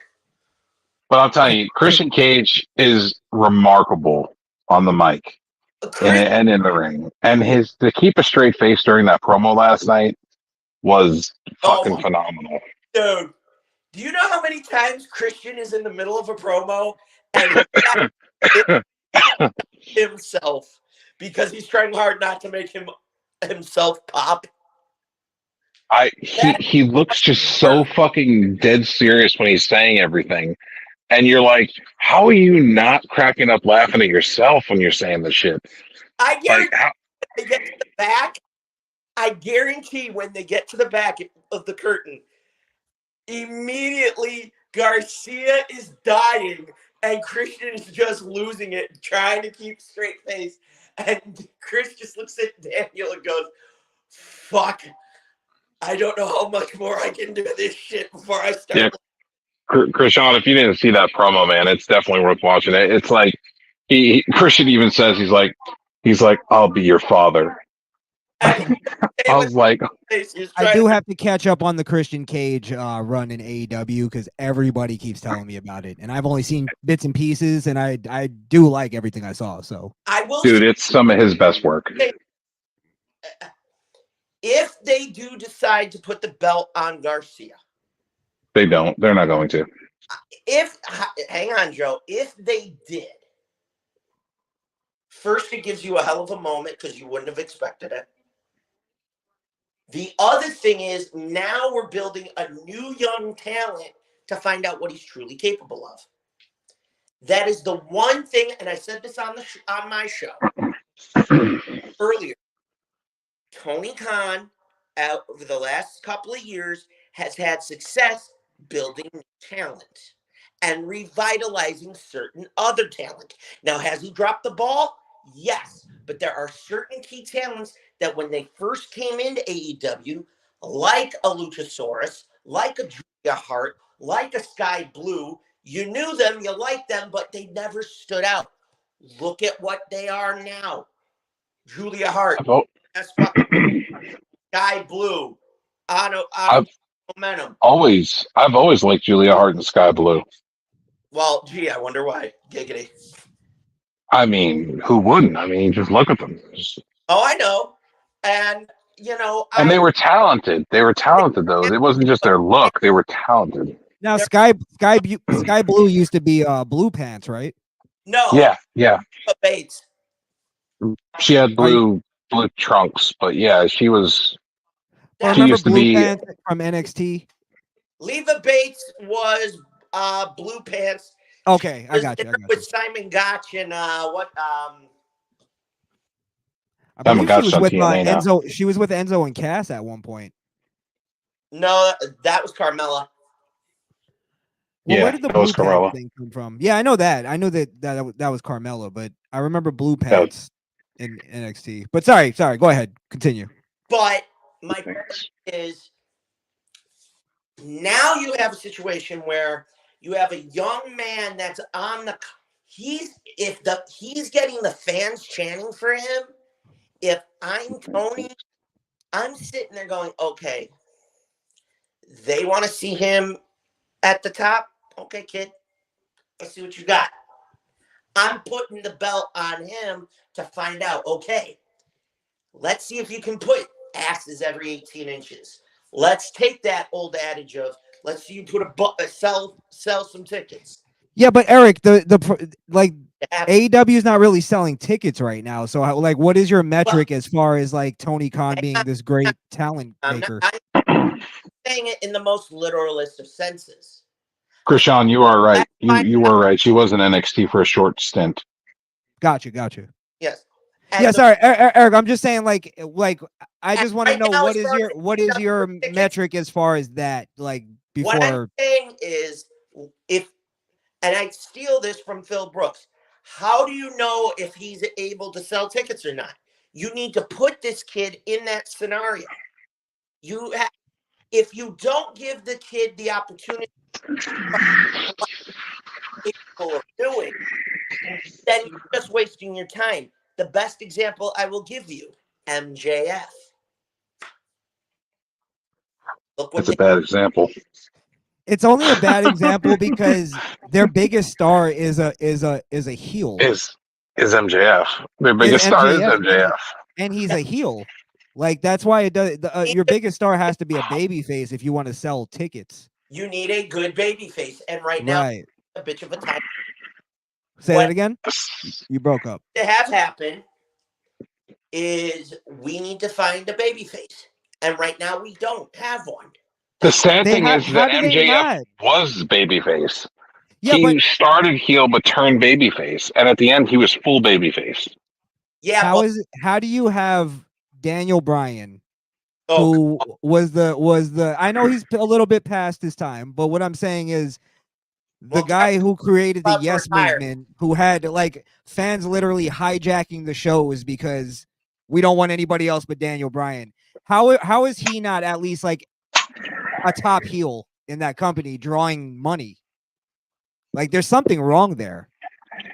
I don't know. That would be something you would have to ask. But what I'm saying is we have to start finding some diamonds. Or they're all going to WWE, to be honest. But you're right in that they have to start finding the Coles, actually. Ricky Stark's another one is about to leave. Diamonds. Yeah, Ricky at Starks some point, is probably going. At some point, MJF is leaving, and then what? He's not even on the AEW roster page. Do you know? Then what happens? He hasn't been on the roster page since he lost. Chris Jericho is going to go get his Legends deal at some point. Like, they're going to be in a lot of trouble in a couple years if they don't start doing what Eric's saying and creating some stars. I mean, and that's what they were trying to do. They were trying to do that, but the problem is that some of them didn't work out properly, like Jungle Boy, for instance. Well, that's where I have to disagree with Eric in that Tony Khan, I don't think, is really that great of a talent maker, or a star maker, I should say, because he's having trouble doing that very thing. I don't think he's the guy that's going to create the talent, superstar talent. I feel like the talent themselves are what are creating their own legacy. Well, you do also need to have a good filter, which is what, Triple H is right now for WWE. You got to have that good filter that everything kind of goes through and gets sorted out, But I don't know if Triple H also has history as a professional wrestler and knows the business well. Right. And he doesn't appear to be on cocaine like the other guy. Whoa. I say hello to my little friend. He doesn't look like Doc from Back to the Future all the time. By the way, I know that I can't get sued for that because I said appears to be on cocaine. Hey, He appears to be under the influence of some kind of a narcotic. Yes. wait, Tony Khan appear under the influence of drugs. Before we do it, just like the He's probably taking too much Adderall. bad, okay? You shouldn't do drugs, children. Drugs are bad. That's- Well, I heard something that Eric Bischoff said about, I think it was Eric Bischoff said about Triple H, that, and I actually agree with it. Triple H actually wasn't really a big top star. You know what I mean? But he was such a student of the game and he knew so much that he was like, I'm not gonna ever be a big baby face. I'm gonna be the biggest heel then.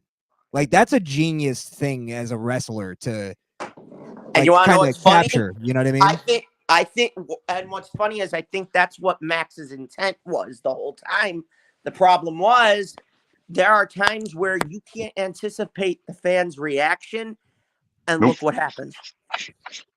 That happened with the NWO. Oh, good Lord. Hogan was trying to be a heel, and it backfired on everything, and the fans were cheering the NWO and booing WCW. Yeah. And then that's another thing that became a power struggle, more or less. Yeah. Like, Sting got booed. When the fuck did that ever happen? It's like Sting was getting booed because the NWO was involved. It was like, what? Well, then I don't know if they did this purposely or they just fed into that, but then they started doing their own pay-per-views where they were like basically running it, and they were the baby faces. It was somewhat legit. Original. It was good. They created their own counterculture in their own company. That's brilliant. Yeah. And the problem is you don't have a means to do that right now. Yeah, you do. Tony doesn't have the right guy to pull it off. Okay, that's the equivalent. That makes better sense. Yeah. Tony doesn't have the right guy to pull it off. You don't have the mega baby face that nobody would expect in a million years would turn on the fans. Literally, the equivalent would be John Cena going to AEW. That's what they would do. Way. I know it's never going to happen. I mean, that would be huge. But that's the equivalent to Hogan going to WCW at that time. If you remember, Hogan was in movies at that point. I would say The Rock too, but he's board of directors now, so he ain't going nowhere. The Rock is not ever, But that's basically if they wanted to do a WCW kind of thing. They had Punk. They had it. They blew it. They let it go. They blew it. They let it go. Well, they screwed up. Both sides screwed up. Call a spade a spade. The Elite fucked it up. Punk should have been smarter. But here's the thing, though. Punk should have been more mature. That's I don't know what if I'm smarter. referring to. Yeah. I think that whole thing was set up. I think Punk was trying to get fired so he can go back to WWE. I think that after a while, I agree. Well, realized when he was hurt the first time, he was backstage at Monday Night Raw. And there was a meeting between him and Triple H that was behind a closed door that nobody knows what was said. Well, remember they put out in the news, which I called out at that time, it was a red herring, was that CM Punk got kicked out. And I said at that time, no, I guarantee you what they said is, all right, figure out how to get out of your contract and then we'll talk. Like we legally we can't talk right now. Basically all he was saying was if I am no longer with this other company, can I come back? Right. And Triple H probably told him yes, but you have to get out of your other thing first. I guarantee, because there is like a legality to that they can't really talk to other talent or something like that while they're under contract. They can't offer them a contract. Yeah. But they can give them a promise that there'll be one there if that ever does happen. Well, I'll give you an example of what you're referencing, okay? So a lot of people don't know this. Remember when Jordan Grace showed up in the Royal Rumble? Yep. Do you know that was by? Well, we all know the partnership now with TKO and TNA. Yeah, Endeavor owns Mhm. part of TNA's Yep. some Well, or guess other. what? Oh, I Now, didn't know that. well, Yeah. here's what some people don't know. So get ready. Go ahead. The powers that be, after her performance at the Rumble, there was discussion to talk with Anthem to reach an agreement to do the unthinkable. Send Jordan Grace over to WWE. Yep, and in exchange, As the champion? yes, cross promote, as in breaking the final Ooh. barrier. Have her So what, like performing The on Monday Night ultimate, Raw. So does that mean Monday Night Raw or does that mean like WrestleMania match? Because I think WrestleMania match I would be don't know. That more part I don't know, solidifying. but what I can tell you all, and there was this massive discussion, and Hunter playing, up the whole Forbidden Door vernacular, and everybody laughing about it. It was discussed. Oh I don't know man. if it's I believe it. I believe it. Oh man. Just think of but this. Just stop and think for a minute. think of this. If we have Think of the TNA, just picture TNA guys invading WWE. imagine if they finally got Tony Khan to get his head out of his ass, Oh my god.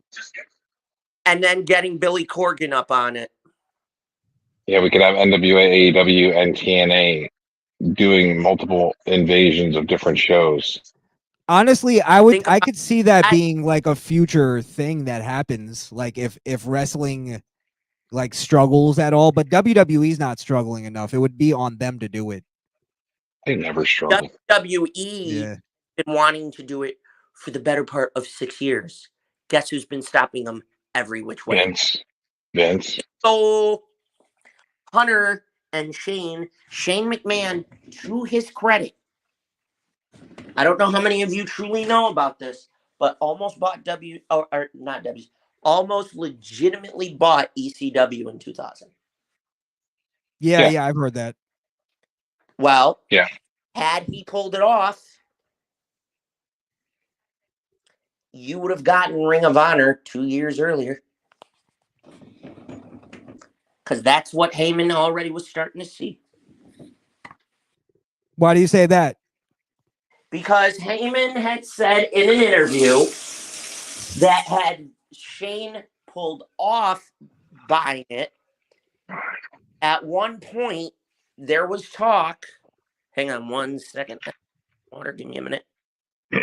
I know that we got the whole Heyman thing. It was the only reason that Vince got ECW was because Heyman owed him money.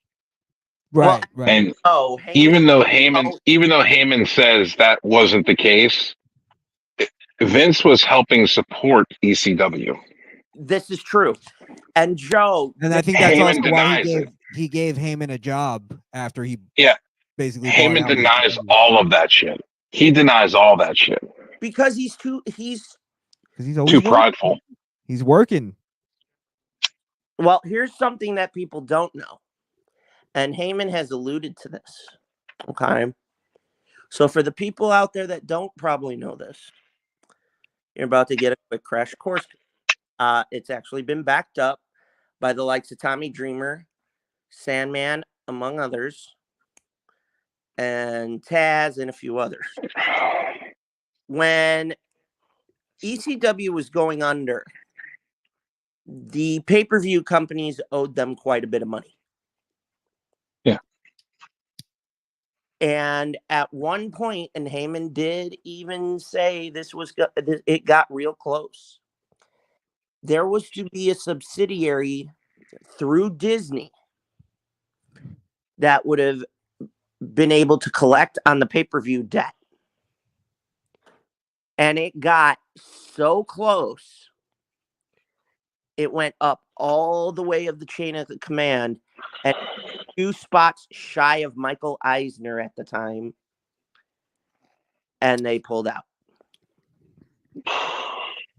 If it got to Michael Eisner, and Eisner on a fluke had said, okay, let's go. The debt that ECW had, which was $7 million, which by today's economy is, well, if y'all start smelling sulfur wherever y'all live, I'm doing math, so start praying. Because there might be a couple explosions here and there, that type shit, some extra profanity, those type of things. But Heyman said he was already beginning to see the shift into what would become the birth of ROH. He had been scouting the likes of Shelton Benjamin, Brock Lesnar, John Cena, Daniel Bryan, Phil Brooks, Mark and Jay Briscoe, Amazing Red, Samoa Joe.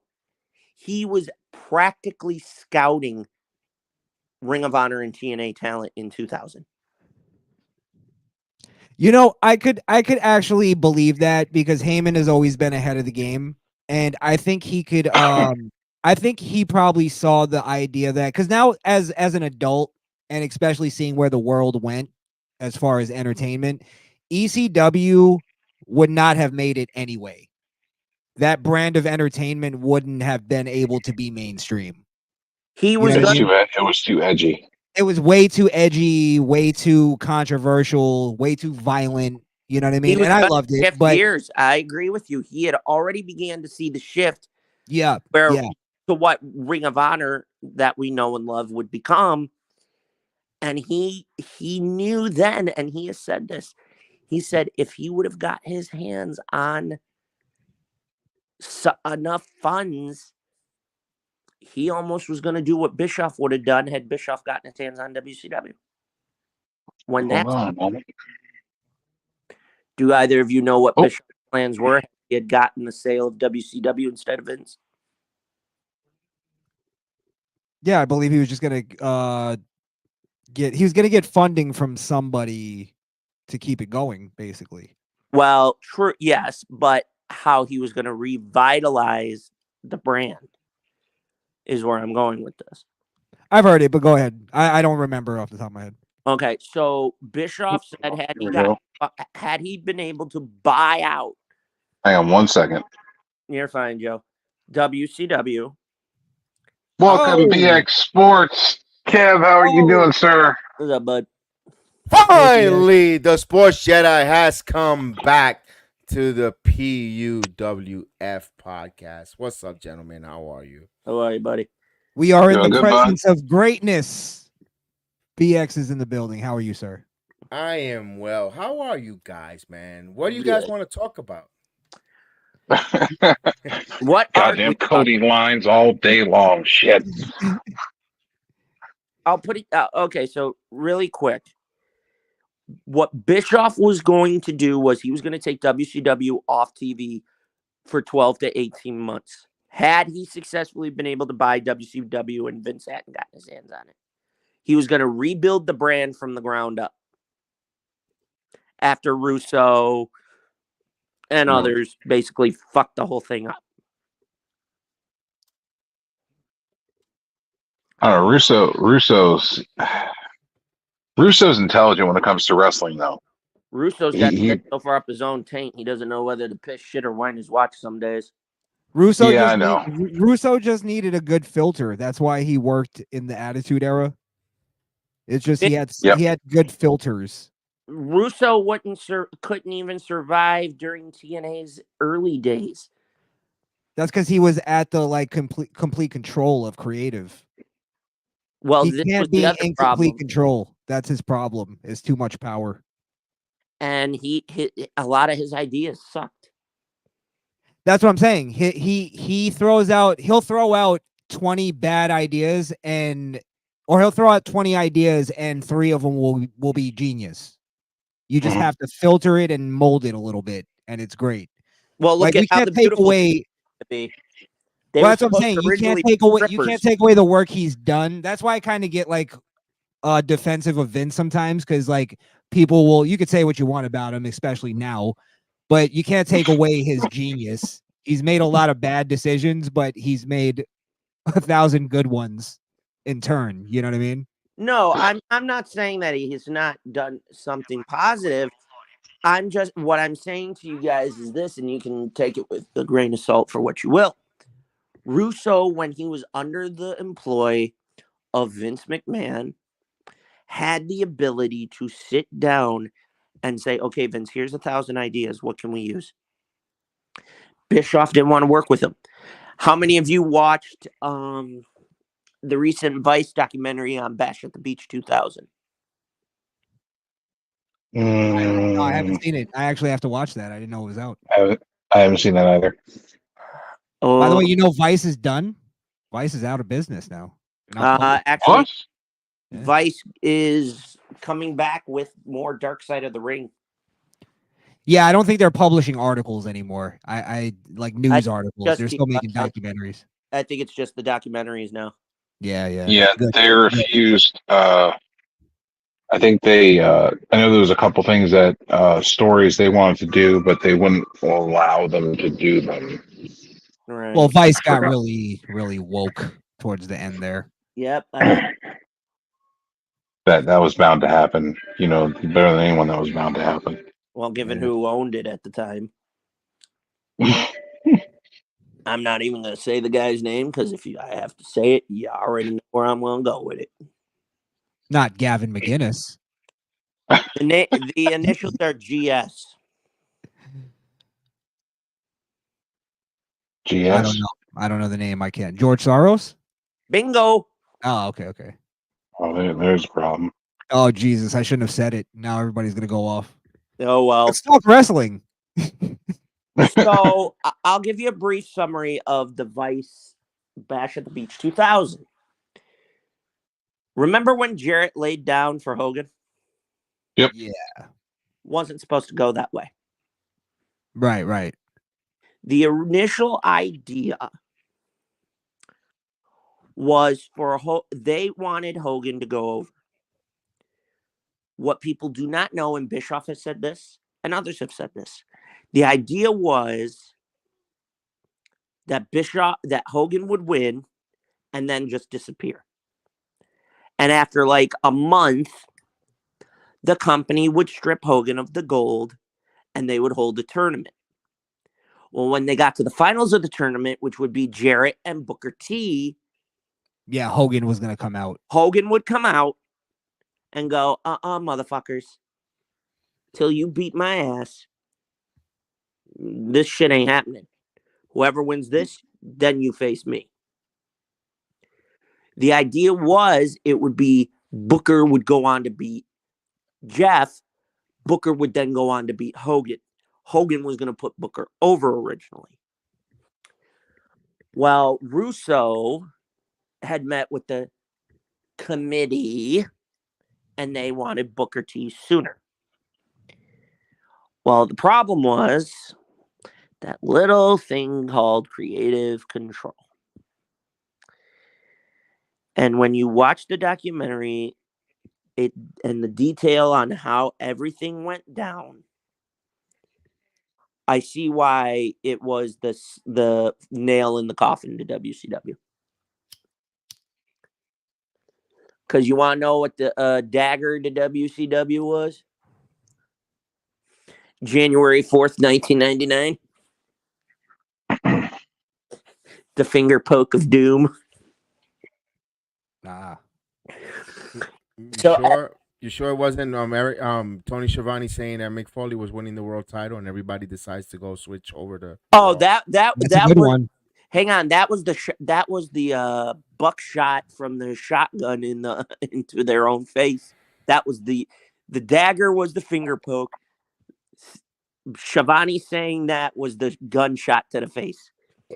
I thought it would have been when Sid jumped off the top rope and snapped his leg. Oh. Oh, that was even worse. Or when we had Jello Judy leg. Bagwell on a pole. Old Slim Jim leg. Slim Jim. That thing looked like a jelly stick that was left out of the refrigerator. Ooh, Oh, Sad thing is, I saw that same injury happen on AEW. Oh, with who? It's horrific. With who? Dante Martin when he first when he got injured. When he did that yeah. front flip. It was all it looked just like Sid. I was like, oh my god. Well, look I never thought I'd see that twice in my life. Were you live? Did you see that live? Yeah, it was live on TV. Oh, I thought you meant like live in the crowd. No, I was watching it, and when it happened, I was watching Dynamite. Dynamite was live. I was watching it. I was like, oh, it's Sid again. Oh my god. That's what I thought too. That's a rough one. You ever see the one where the fat backyard wrestler jumps off the rope and he snaps both of his legs? Mm-hmm. Oh. Yep. He snapped both of his legs the same exact time. Jumping off the second rope. Mm-hmm. So Joe, you were the out of the 600,000 that watched it that day, huh? It depends on that day. It might have been higher that day. I think that was back when Punk was still there, when the ratings were higher. Okay. It was 800,000. 800,000. Okay. Back when they used to break 1 million. And you know they celebrate a year of no 1 million. I love it. That's what I was saying earlier. It's like I don't know. They just have I don't know what they're doing over there. They can't. There's just no Tony leadership, Montana took over. Tony Montana took over. He may or may not be under the influence, and he's saying, "Okay, say hello to my little friend." Well, he's also excuse my language. He's a star fucker. Which star did he fuck first? Yeah, he's all of them. He's doing Tony Storm. That's what I'm hearing. Oh man. Tony's married to Jim Robinson. He's trying to buy his way into the wrestling community. It's weird. It's it doesn't work that way though. We all know that. Come on. Yeah. It'd be like David Arquette.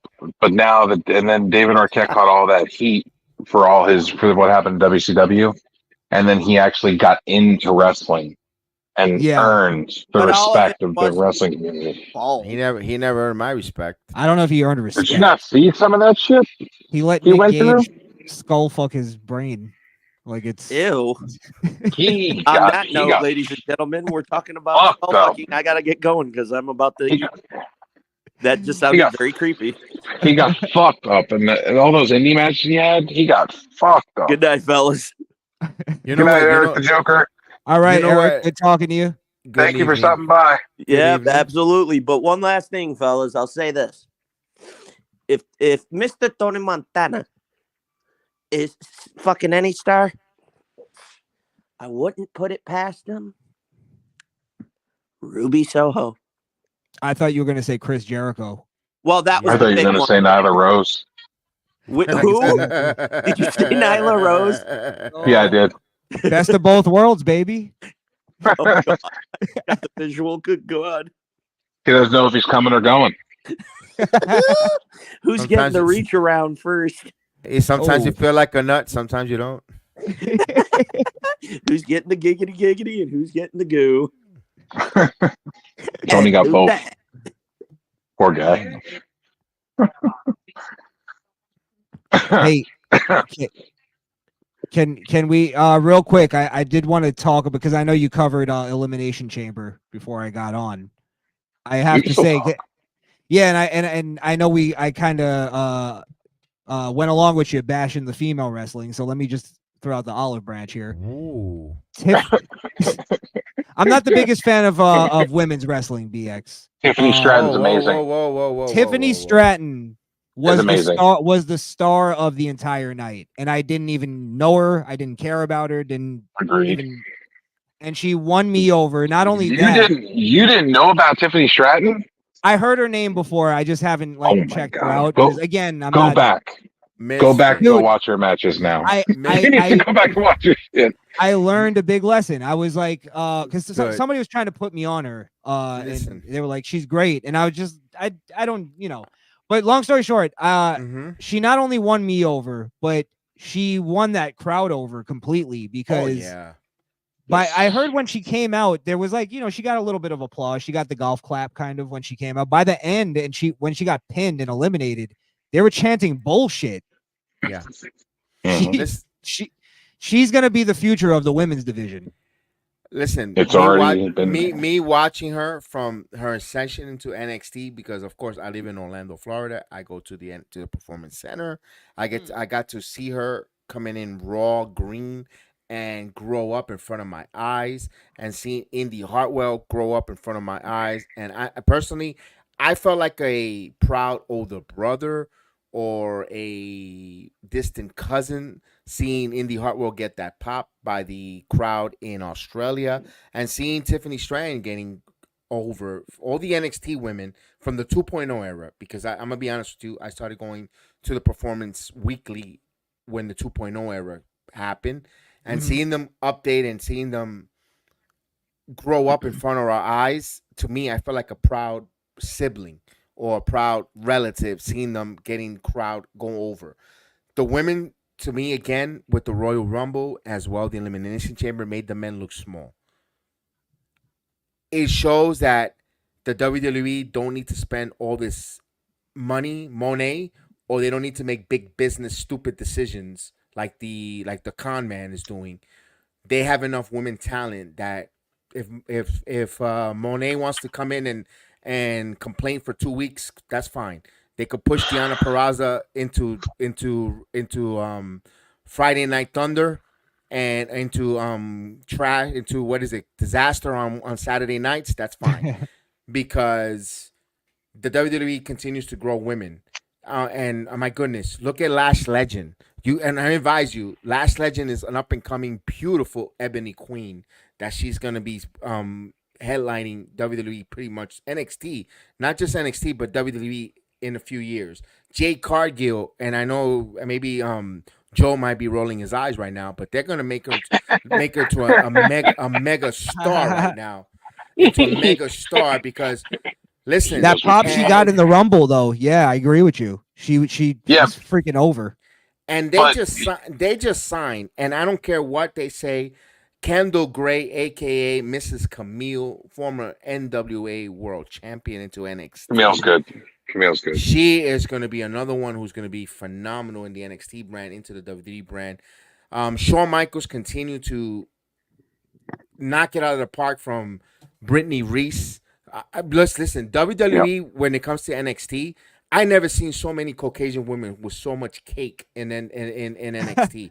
I do love the meme that's going around where it's like Shawn Michaels is just going through Instagram to get new talent. Oh my God! From Jasmine Nix, forming the kind of a Toxic Attraction 2.0. WWE is cooking. They showing you they don't need to go sign overpriced hacks to come into the company. I think where they could elevate some of the NIL women, or men. I think Sean understands. I mean, look at his gimmick all those years. He understands that sex sells. Absolutely. You know what I mean? Absolutely. Look at his wife. Look at he called himself the sexy boy, for Christ's sakes. Like he married a Nitro girl, for God's sakes. Yeah. And if you look at his entire gimmick, it was selling sex to women.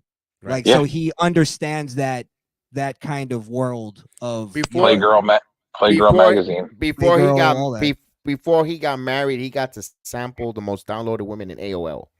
Oh. Yep. What a lucky bastard. Yep. And became the envy of wrestling fans forever. Exactly. At least, exactly. That. But then again, I heard Brett had Sonny too. So I mean, then again, I heard half the locker room had Sonny. She was the village bicycle. Everybody had her. I actually believe everybody had Sonny except for Brett. I actually believe Brett was probably really a friend. Have you seen the Vivid video? The Vivid video? It's a Sunny side in she did a porn. BX, unfortunately I did. And it's one of those things like, did you see the China video? Yeah, unfortunately, yes. I did see that. You feel the shame. Actually, there was no shame with her. China, that you felt shame because you felt like you could have been like the women empowerment symbol forever. She could have been the woman Hulk Hogan. And then she goes to porn. But that's different subject. I gotta say Drugs and this though. alcohol do it. Oh, the Elimination Chamber started with Naomi and Becky, and I thought their chemistry was horrible. Like it looked like Okay. two like mannequins wrestling each other, and they Don't just They did couldn't. say they did comment on Naomi and Becky. Even Bleacher Report said that they started the chamber, but they didn't look great. They looked horrible, and It they was a looked slow like start. they almost looked like they were wrestling in slow motion. Like they But that weren't was moving. but that was the first 4 5 minutes of the match of the Elimination Chamber. Yeah. But Wait. the women outshined the whole men's Elimination Chamber No. and the whole card. I totally agree with you, BX. I'm just saying that, like, I'm just saying two veterans going at it should have looked way better. Their moves weren't impactful. It was all like, it was just a mess. And then that's what made me notice Tiffany Stratton is because when she got in, I'm like, this unknown girl. She's new to me, and she's wrestling circles around the veterans. And the crowd even woke up. And then even when Tiffany got eliminated, you felt the crowd like die for the rest of the match. They were like, Let me ask you this. Let me ask you this, being cynical, knowing Triple H and how he's cynical, could and the producers, I think that was done on purpose, where they held back a little bit because listen, you don't want to blow your load in the first 5 minutes of the chamber, and then everything else is a dud. Could it be? I'm trying to be the devil's advocate here. Sure. Could it have blown could it have held back here? Because let me not for nothing, that off the top rope split by Naomi was phenomenal. I was, you know what? I'm I like, agree. yo, Yeah. Jimmy Uso, you lucky son of a bitch. If she were to do that from the top of the ceiling fan, you lucky asshole. You know what I'm saying? Who wouldn't let her do that to you? Exactly. Come on. But you know, let's that was a great spot there. You know, Nikita Lyons, you know, she wished she could do that at times, but whatever, that's another story for another day. But let's go right back to Tiffany Stratton. She came in and whatnot put over a 24-year-old first time in a premium live event in front of a Australian crowd. The night before on the press conference on Thursday night was actually chanting for Tiffy time. She's getting over, and that's markability. That's and knowing and listening to your audience. Veterans like a Becky Lynch, who's already a made woman, horsewoman. Naomi, who's traveled the world. Although I didn't like Naomi being the first one eliminated from the Elimination Chamber, I had an issue with that. I'm like, damn, you came back from TNA to get eliminated first. Damn, I wish you would have been like the final 2 or the 3. But at the end of the day, yeah. You know, BX, this is why I like talking to you, BX, because you make me realize, like, you make me feel like a wrestling fan again. You're right. You're right. Like, it could have been that, and I fell for it. I fell into it. Because it sold me on Tiffany, and it worked. If that's what they did, if that's what they were doing purposely, then it was magnificently done. Because I almost turned off the actually fast forwarded, but it didn't make me. You're right. They did put in enough spots because the split from the top was like, all right, let me keep watching, and it got me to Tiffany. So I think you're right on that. I actually concede. And I say this, and I said it on my live stream, and I'm saying it now. Montez Ford, if you need the hot tag to put a bun in the oven for Bianca Belair, I got the hot tag ready to go. I'll put that bun in the oven for you. If Bianca wants a child, give me the hot tag. I'm willing to go. My boys will swim right in there, baby. Give me the hot tag. Now this could just be jealousy on my part, but I think Montez is a little on the other side. He's batting for the other team. He's not living up to expectations. If you gotta go on Hulu to do a show and the woman is placating to put a bun in the oven and you haven't fulfilled that, yo, give me the hot tag. I'm ready. I got my hand extended. Give me the hot tag. You know what's crazy? It reminds me a lot of the Natty and Tyson Kidd thing, where Tyson, like, she was like so in love with the guy and he didn't care about her. She was like, I want to have kids. They're still married. In my case, Yeah, but it's like I'm having alligator arms. If it's Tyson Kidd trying to give me the hot tag, I'm kind of doing the alligator arms. I'm not gonna lie though, her being that thirsty made her attractive to me. Really? Not me. Yeah, she was like Bianca, I'm trying to be Stretch Armstrong right now. she was like he would come home and she was wearing like full like lingerie outfits and he was like, I'm gonna go talk to Cesaro. What the fuck? I guess he I'd didn't be raise like, the what? I guess he doesn't raise the bar either. That's what I'm saying. I think he's a little he's a little he's a little off. But I'd be like, give me 30 minutes. I'm gonna pop a couple things and we're gonna go. Gonna make sure I got plenty of energy for all that, man. But all in all, didn't Bianca Belair's the outfits for the women were phenomenal. From Bianca Belair, from Naomi's outfit, from the presentation was phenomenal for the women. This is the most women featured on Elimination Chamber since WWE Evolution. From Indy Hartwell, I'm gonna be honest with you, Chris. I live in Orlando, Florida. Everybody knows it, and I always make a gripe of it. I go to NXT a lot. I'm a casual now. I used to go every week, but now I'm kind of skate back and become a casual. But a lot of guys on my channel, like Terrence, shout out to Terrence. He goes weekly. We go and we have formed bond with the WWE talent in NXT. I felt like a proud relative seeing Indy Hartwell get that pop in the pre-show with Candice LeRae in her home crowd. I feel so proud for Andy Hartwell because let me tell you something. When the camera's off and when they go to the commercial, when they're gonna tell you about Pizza Hut and sweetmeats and all that other stuff from the commercials, Indy Hartwell goes out of the apron and she's taking selfies, seeing the little kids, taking pictures with them, hugging them. People's champion.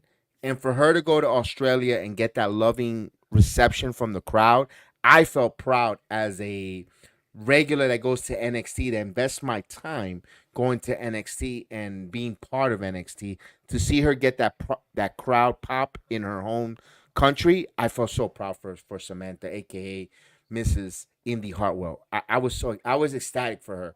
Those are the little things that this is just it was a squash match or a time filler match for Indy Hartwell and Candice LeRae. No. For me personally, when I know what happens after when she goes through an NXT and all that stuff, I was so proud for her, guys.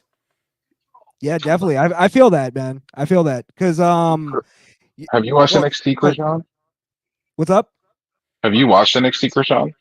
Not a lot. I check out certain wrestlers. Like I've watched, Braun Breaker and stuff like that. Oh, so that's my boy. Me and Brunson. I'm his greatest fan. Me and Brunson. I'm his greatest fan. I post a picture all the time with me and Braun. Me and Brunson take a picture together with the NXT title. I mean, if you look at Stand and Deliver before he fights Carmelo Hayes, me and Terrence on our channel, we were used. Our promos, our interviews were used in the promo for leading up to Stand and Deliver. When I go, Braun Breaker, he's the future of wrestling. And they used it on Stand and Deliver. I got a huge pop. I mean, I'm not trying to put myself over, but man, I was so excited when they used me and Terrence's clip. I was like, yo, and then when oh man, yeah, I have been blessed that WWE has used me so many times. You're officially part of WWE lore now. That's cool. Yeah, I'm stuck. And if you go to Table of Three with Braun Breaker, and he talks about when he's with his uncle and his father. When he unifies the title for Tyler Bates, I'm there in the picture with him. When he goes into the crowd and I'm right there with him, I'm like this with him. I'm so blessed that I got to see Braun Breaker grow up in front of us, and also all these different moments in WWE NXT history that I'm like, thank you. I'm leaving a mark in the wrestling community. When I was younger, during the Attitude Era and stuff, I hated WCW, but I was like, I hate WCW too. I loved Scott Steiner. Oh, me too. Because his promos, even when I was a kid, just always made me laugh. I don't know why. Like him even trying to be like, because he is a tough guy, you know what I mean? But him doing that and just like fumbling through promos was just the funniest thing to me. But in that, I became like, in a weird way, like a Scott Steiner fan. The big bag booty daddy and all that stuff. We used to say it as a joke. But that's why I checked out Braun Breaker, and I love that he has his what is it, his uncle?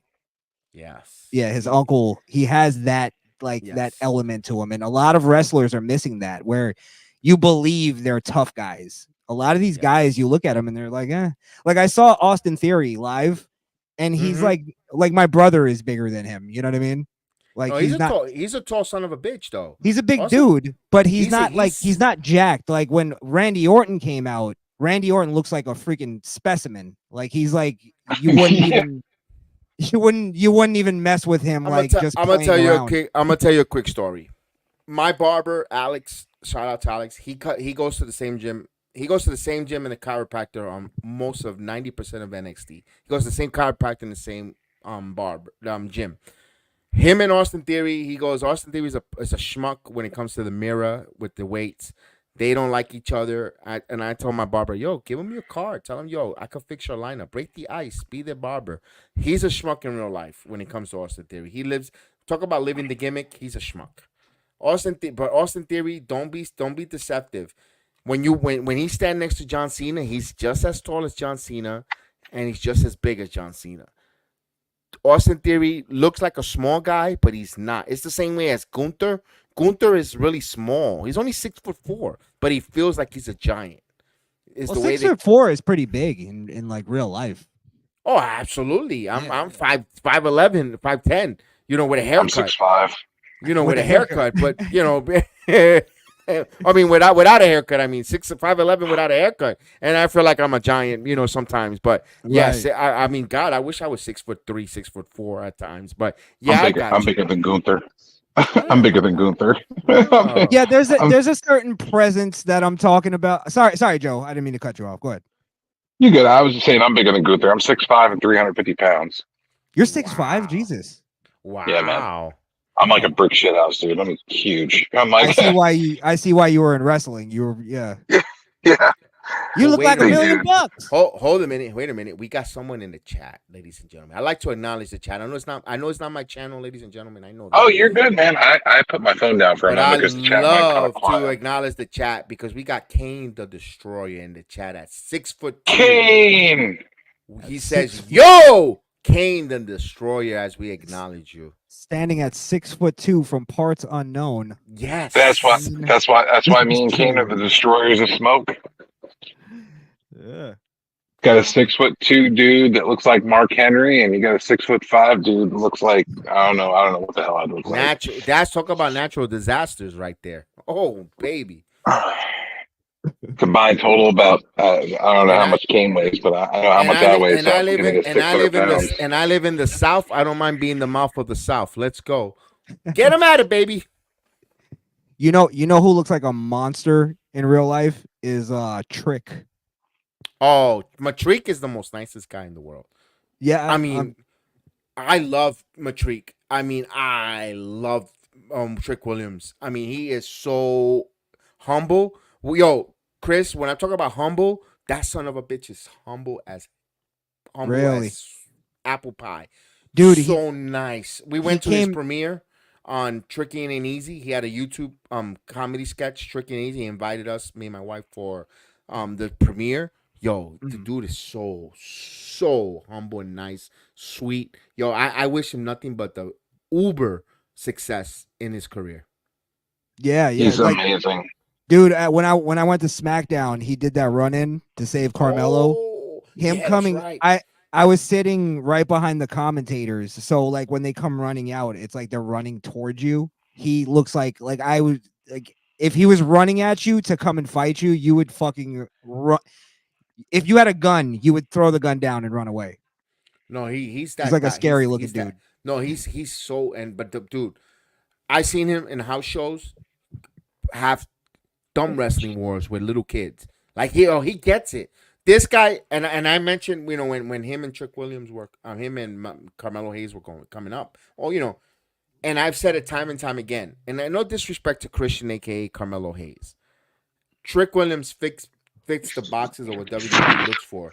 At 6'4", also could cut a great promo. The look that I think Trick Williams is gonna have a better career like Carmelo Hayes. Doesn't Doesn't mean that Carmelo Hayes is not going to be a great WWE performer, but I think they're gonna. I can see Carmelo. I can see Trick Williams being elevated more than Carmelo Hayes because of that the height, and also he cuts the promo so sharp, and Trick Williams gets it, and his humility, and not And nothing, he's not for nothing. Carmelo Hayes is also very very timid and very humble, but damn, Trick Williams has just a little bit of a notch. and Trick Williams is like completely over too. Like the Yes. crowd loves him. You know what I mean? This is the thing I was gonna say earlier, real quick. Have you guys seen the recent thing where Austin Theory went off on that promoter? Not promoter, sorry, Yes. reporter. Reporter. Yes. Good Yeah. Morning Australia. Yes. Right. This is what I'm talking about as far as like believability as wrestler. Like when he was really angry and he was That going was off on Grayson that Waller. report. Whoa.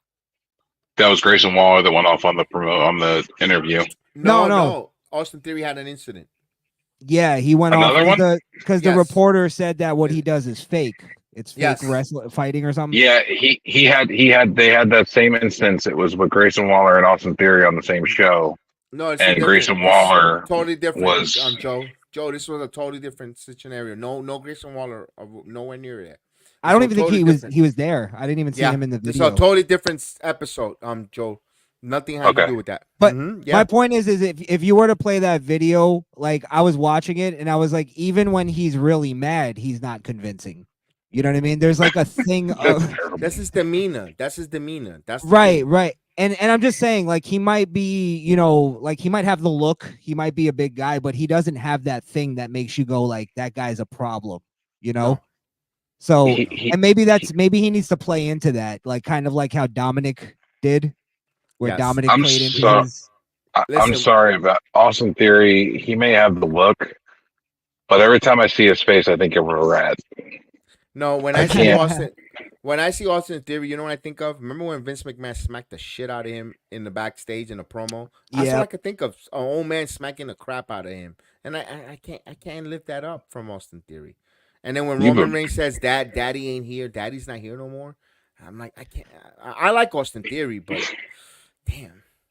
I'll tell you You were- what made me kind of like Austin Theory is when I went to the live show to SmackDown and he during the commercial break, like you said, BX, he was the only one that came over to the crowd and started like jaw jacking with us, and he started yelling at us, and we were like yelling back at him and Grayson, and that Grayson?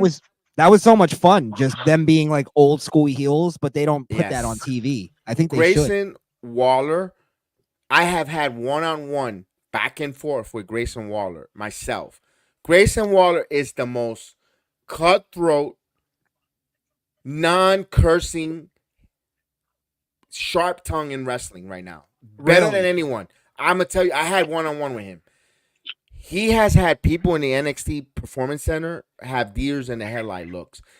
Listen, Grayson Waller in NXT, he's observant. He's very observant and quick on the tongue. You could tell nothing is scripted. Everything comes out natural.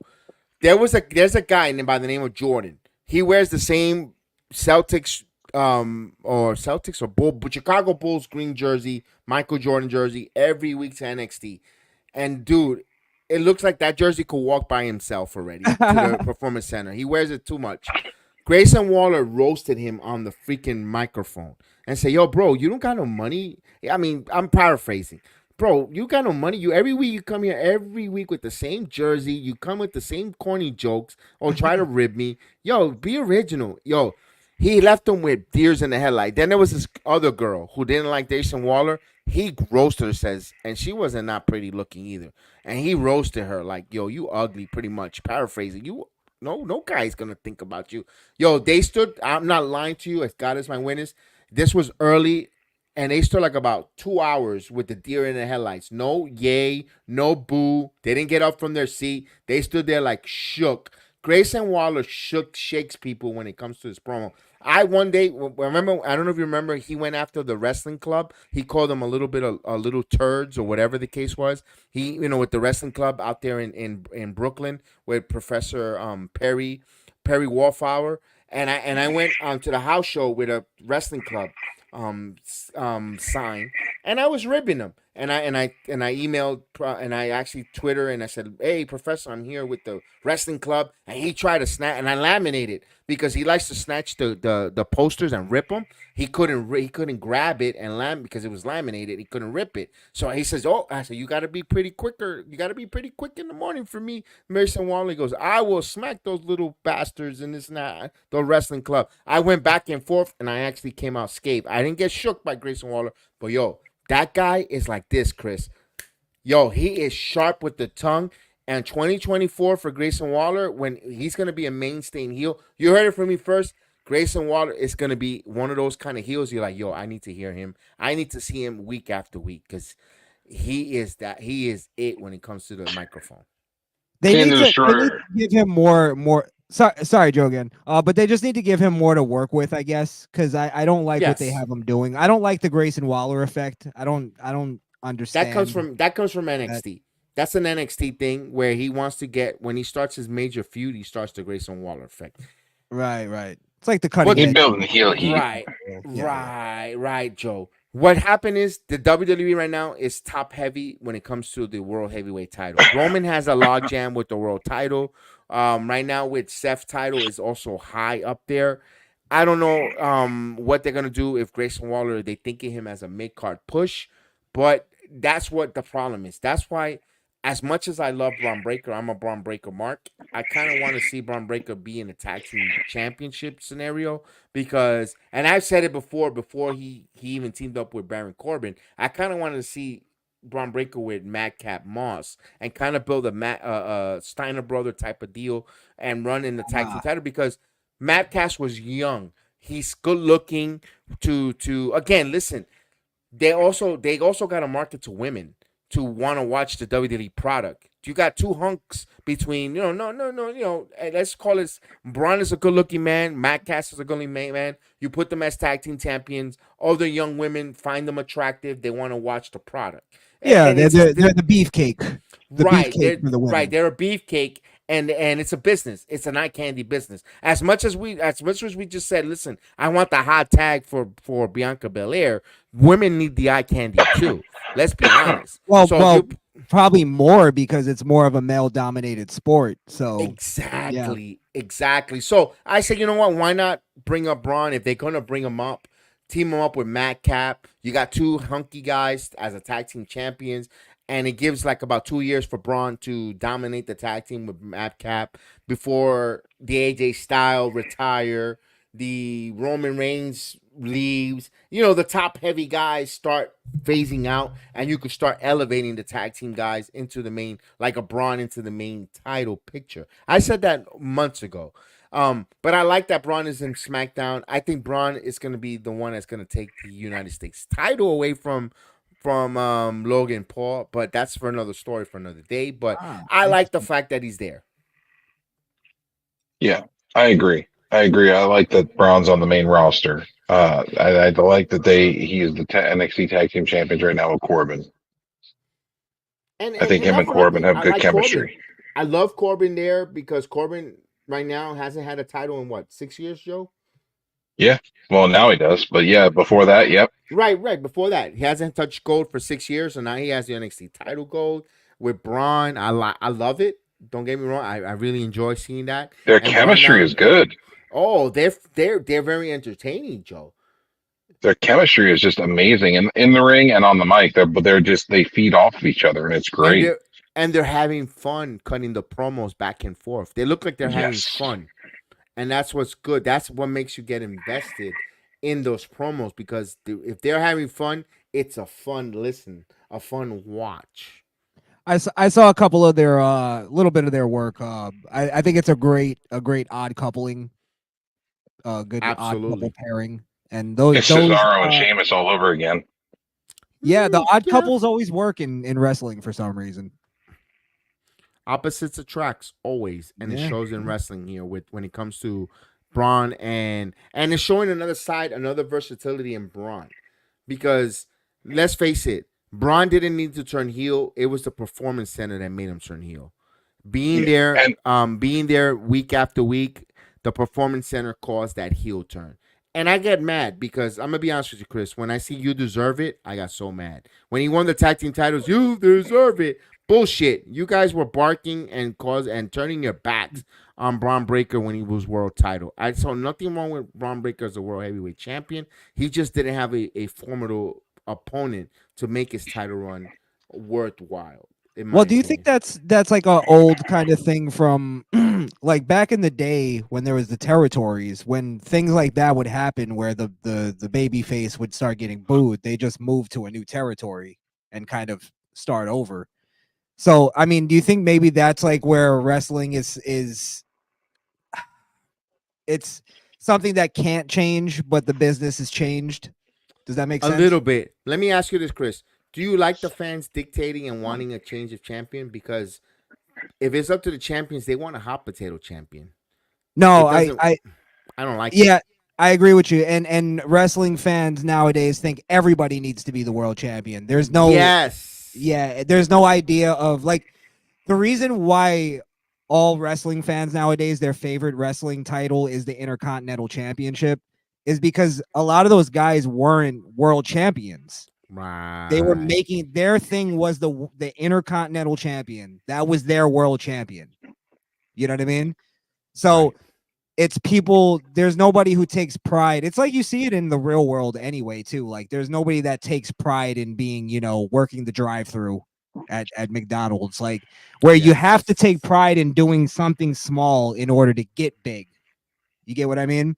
I no, So I get you.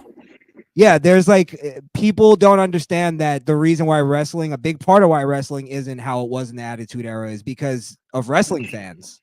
They want to dictate the show, and that doesn't work. Like maybe for the Daniel Bryan situation, it worked, like because we became part of the storyline. So it was, Hey, Cody. yeah. But I totally agree with you. There's not enough enjoying wrestling for what it is. Like I enjoy going, watching a show and sometimes being disappointed at the end. Let me Like ask you this, because Chris. that's what we're supposed to do. Let me ask you this follow up. Do Yeah. you appreciate a long title reign? I appreciate it because that champion becomes an obstacle. Because Mhm. if you could beat that champion, that obstacle, that mountain, that Mount Everest, then you deserve to be champion. In I'll my go a step opinion, further. I not only like a long title reign, I don't mind that Roman's not on the show every week. I agree with you. I think I that's totally great. agree with you. The fact that people sit there and go, man, Roman's not on the show. I'm pissed. That's amazing because what, 2 years ago, people didn't want to see Roman. Nobody cared about Roman. They couldn't get him over. I went to SmackDown Live and Roman wasn't there.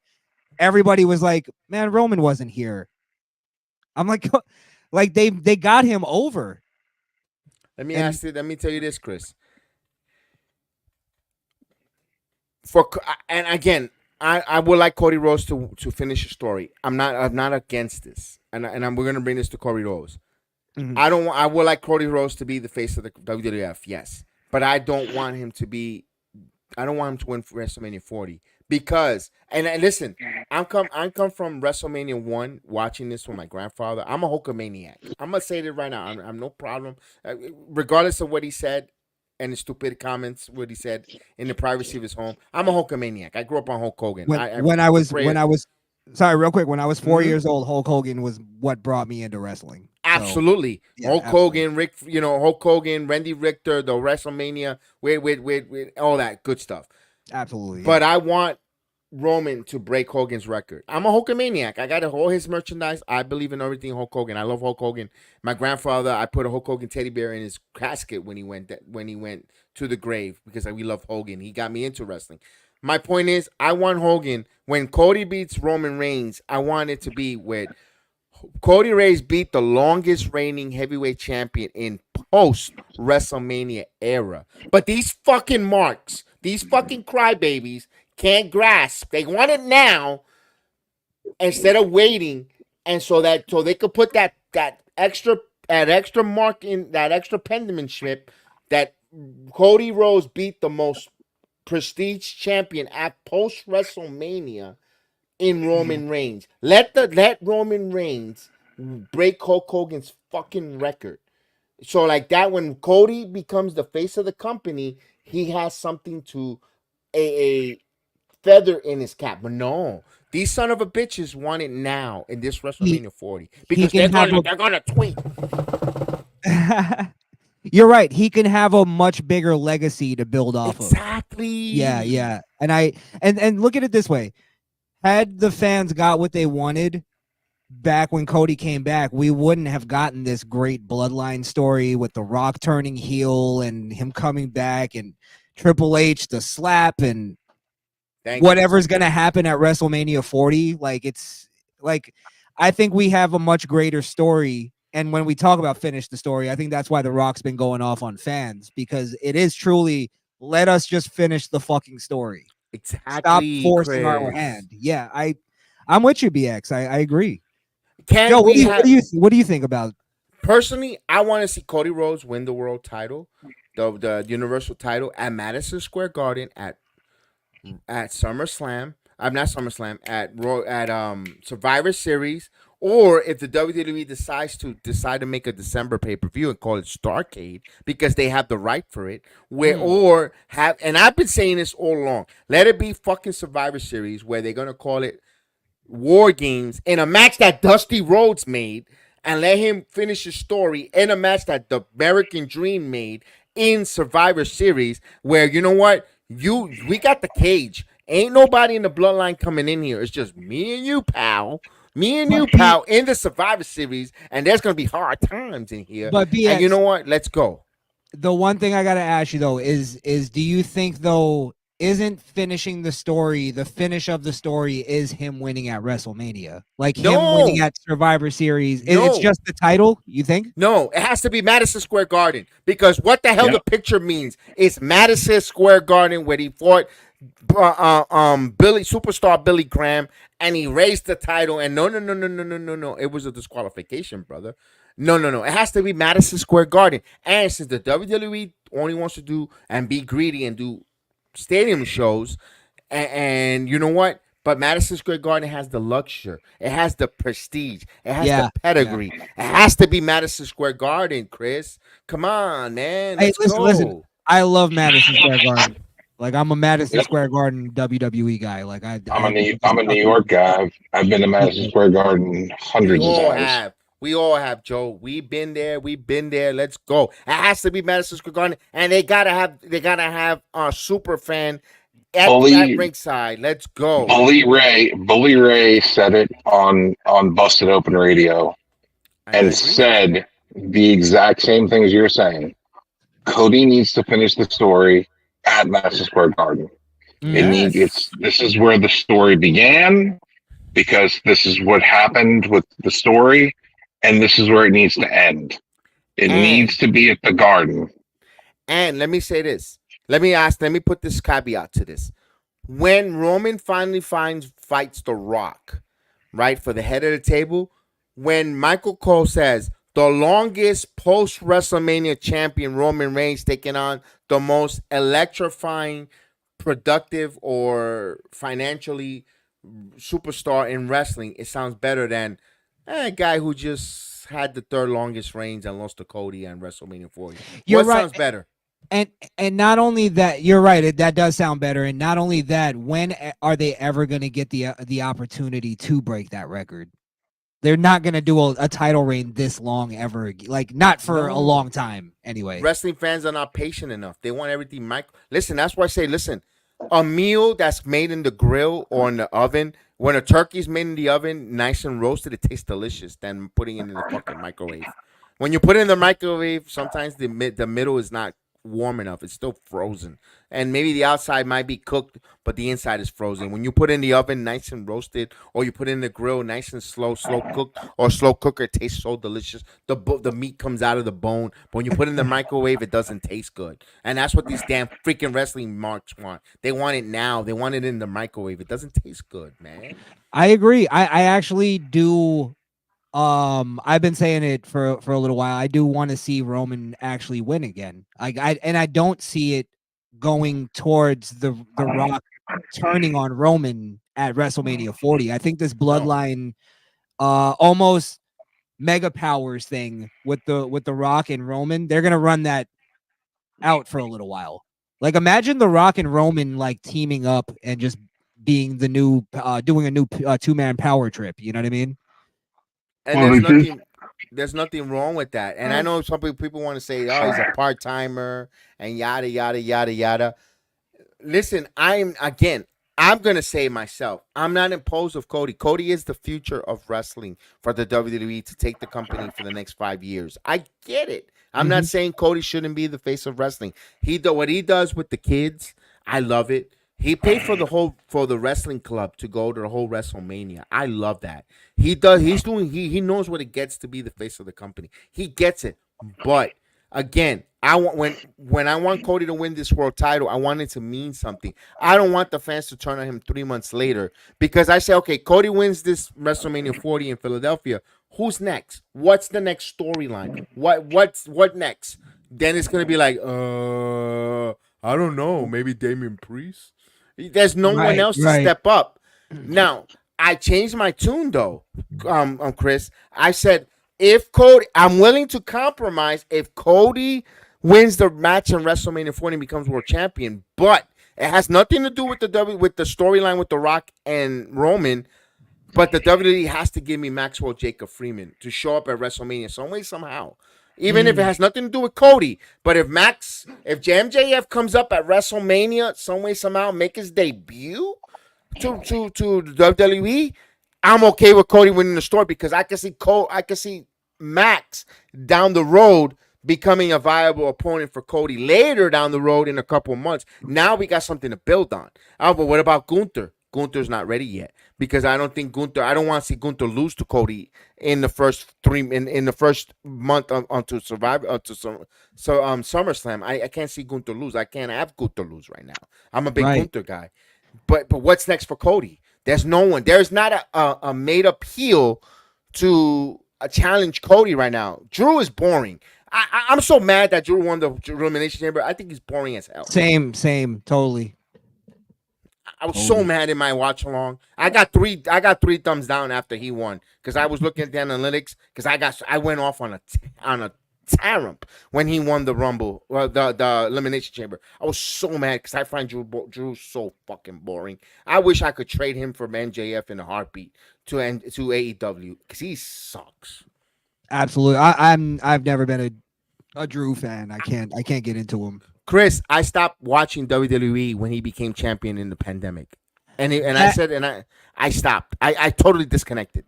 That I don't blame on Drew. I just couldn't do the pandemic era. No, I couldn't. With no fans there, I couldn't. But in and the fake fan crowd. He didn't pull me in. He didn't pull me in. He didn't say, "Come, invest in me." I couldn't. Listen, if I wanted to watch him, I go buy a bowl of Lucky Charms and sit and eat that. And I bet Joe, you're gonna feel me on this one. I always hated the sword that he would bring out. I'll tell you why, because it was a weapon that you knew he was never gonna use the right way. Yo, we say that on the watch along all the time, Chris. Why are you bringing the sword out? It's the same thing with there's an NXT wrestler by Carmen Petrovich. She brings a sword. Honey, you're beautiful. You're gorgeous. Kick the sword to the side. It's not going to get you anywhere. You can't use it in wrestling. You can't use it. It's like useless. Bring a bat. I'd rather have a bat. Joe, I'm curious. I got to actually jump off in a minute, but I do want to hear what your thoughts on the everything we were just talking about as far as the Cody losing. Do you think that's a viable option? He's not gonna want that. I'm gonna tell you right now. I don't think they're gonna do it. I don't think WWE is gonna do it. Have him That's lose. First off, I don't think they're gonna have him lose.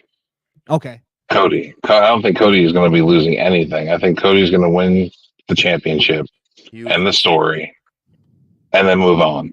But do I think that it should happen at the Garden? Yes. I agree. It should happen at the Garden. I don't think it should happen. If they used to have a good repertoire to where every 10 years they would go back to the Garden for WrestleMania. I missed that. And at WrestleMania 30, they stopped it. WrestleMania 1, WrestleMania 10, WrestleMania 20, they were all at the Garden. And then after that, they were like, well, they got greedy.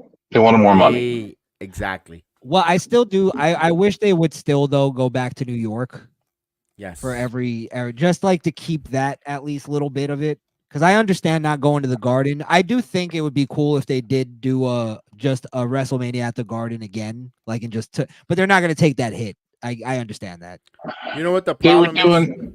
They were using the Brooklyn Nets Stadium for a while too in Brooklyn. MetLife. The Barclay, but here's Yeah, the Barclays Center at SummerSlam and stuff. New York doesn't have a dome. New York got so much political nonsense and minutia and stupidity that they cannot get a dome stadium. Listen, this is a whole total argument from wrestling.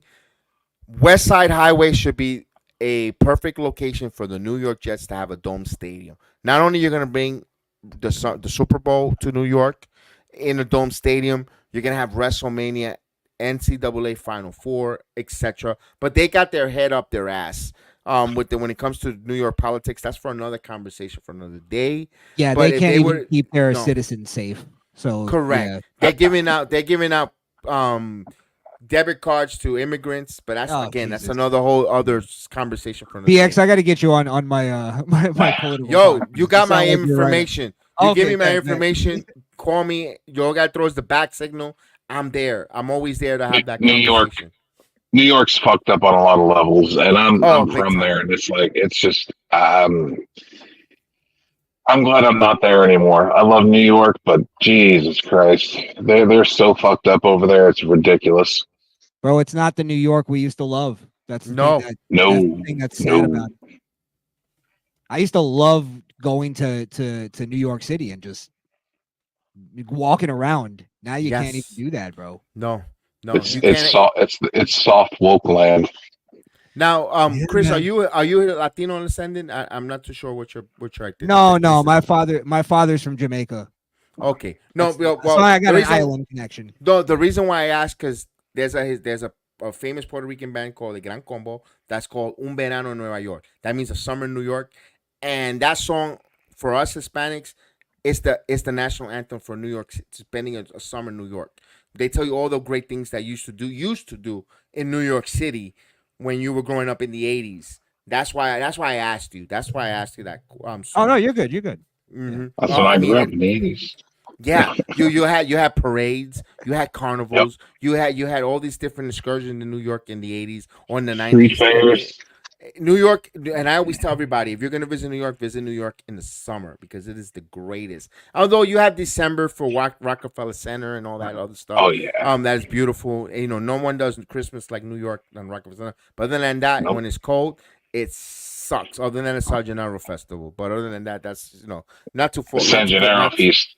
San Gennaro feast is amazing. That's amazing. That's phenomenal. The thing I love about, and I don't know if this is going to be lost with the new New York, is that I remember back in the day when you found out. It's still to this day because we have that attitude. We're older guys. When you meet somebody that's from New York, you have like a connection. Oh yeah. I still do that out where I'm at. Yeah, I still do that too. I'm like, hey, I like your hat. And they're like, yeah, I'm from New York. I was like, oh yeah, what part? They're like Brooklyn. I'm like, hey, so am I. Oh, you were from They're Brooklyn? like, what the fuck? They're like, what the fuck are you doing all the way out here? I said I was gonna ask the same goddamn thing.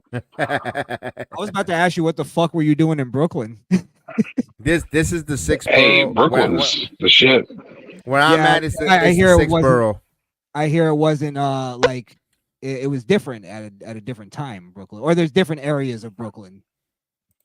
See, my area of Brooklyn I grew up in was like, I grew up in between like, the neighborhood I grew up in was pretty much Irish and Italian, and then you walk 3 blocks up and you're in the projects.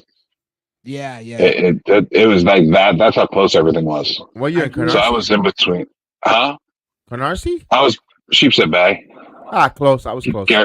Garrison Beach, Marine Park. Okay. Oh, you were Brooklyn I grew too. Oh yeah, BX. No, I'm from the Bronx. I'm the Bronx. I'm from the Bronx. He's from the I'm from Bronx. That's what I was just 140, saying. I just, 149th Street and Jackson Avenue. When I was, my grandmother lived there. I lived in Throsneck. That was mostly Italian Irish, but Mhm. I get around. yeah, I Like realized Big BX. Ed. I was like, okay, yeah. Yeah, I was in Long Island. I lived in like my neighborhood was completely all Puerto Ricans. Where'd you go, Brentwood? Let me get Brentwood or Comac. Wow.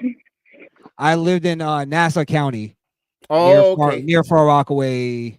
Got you. That My area. parents, they passed up on buying a house in Valley Stream. I think it would have changed, or we were thinking about moving to Valley Stream. My father lived in worked in Valley Stream for a couple years there. We wanted to go to Valley Stream, but things Yeah. happen in life. Well, I used to go out to Valley Stream to go to the mall.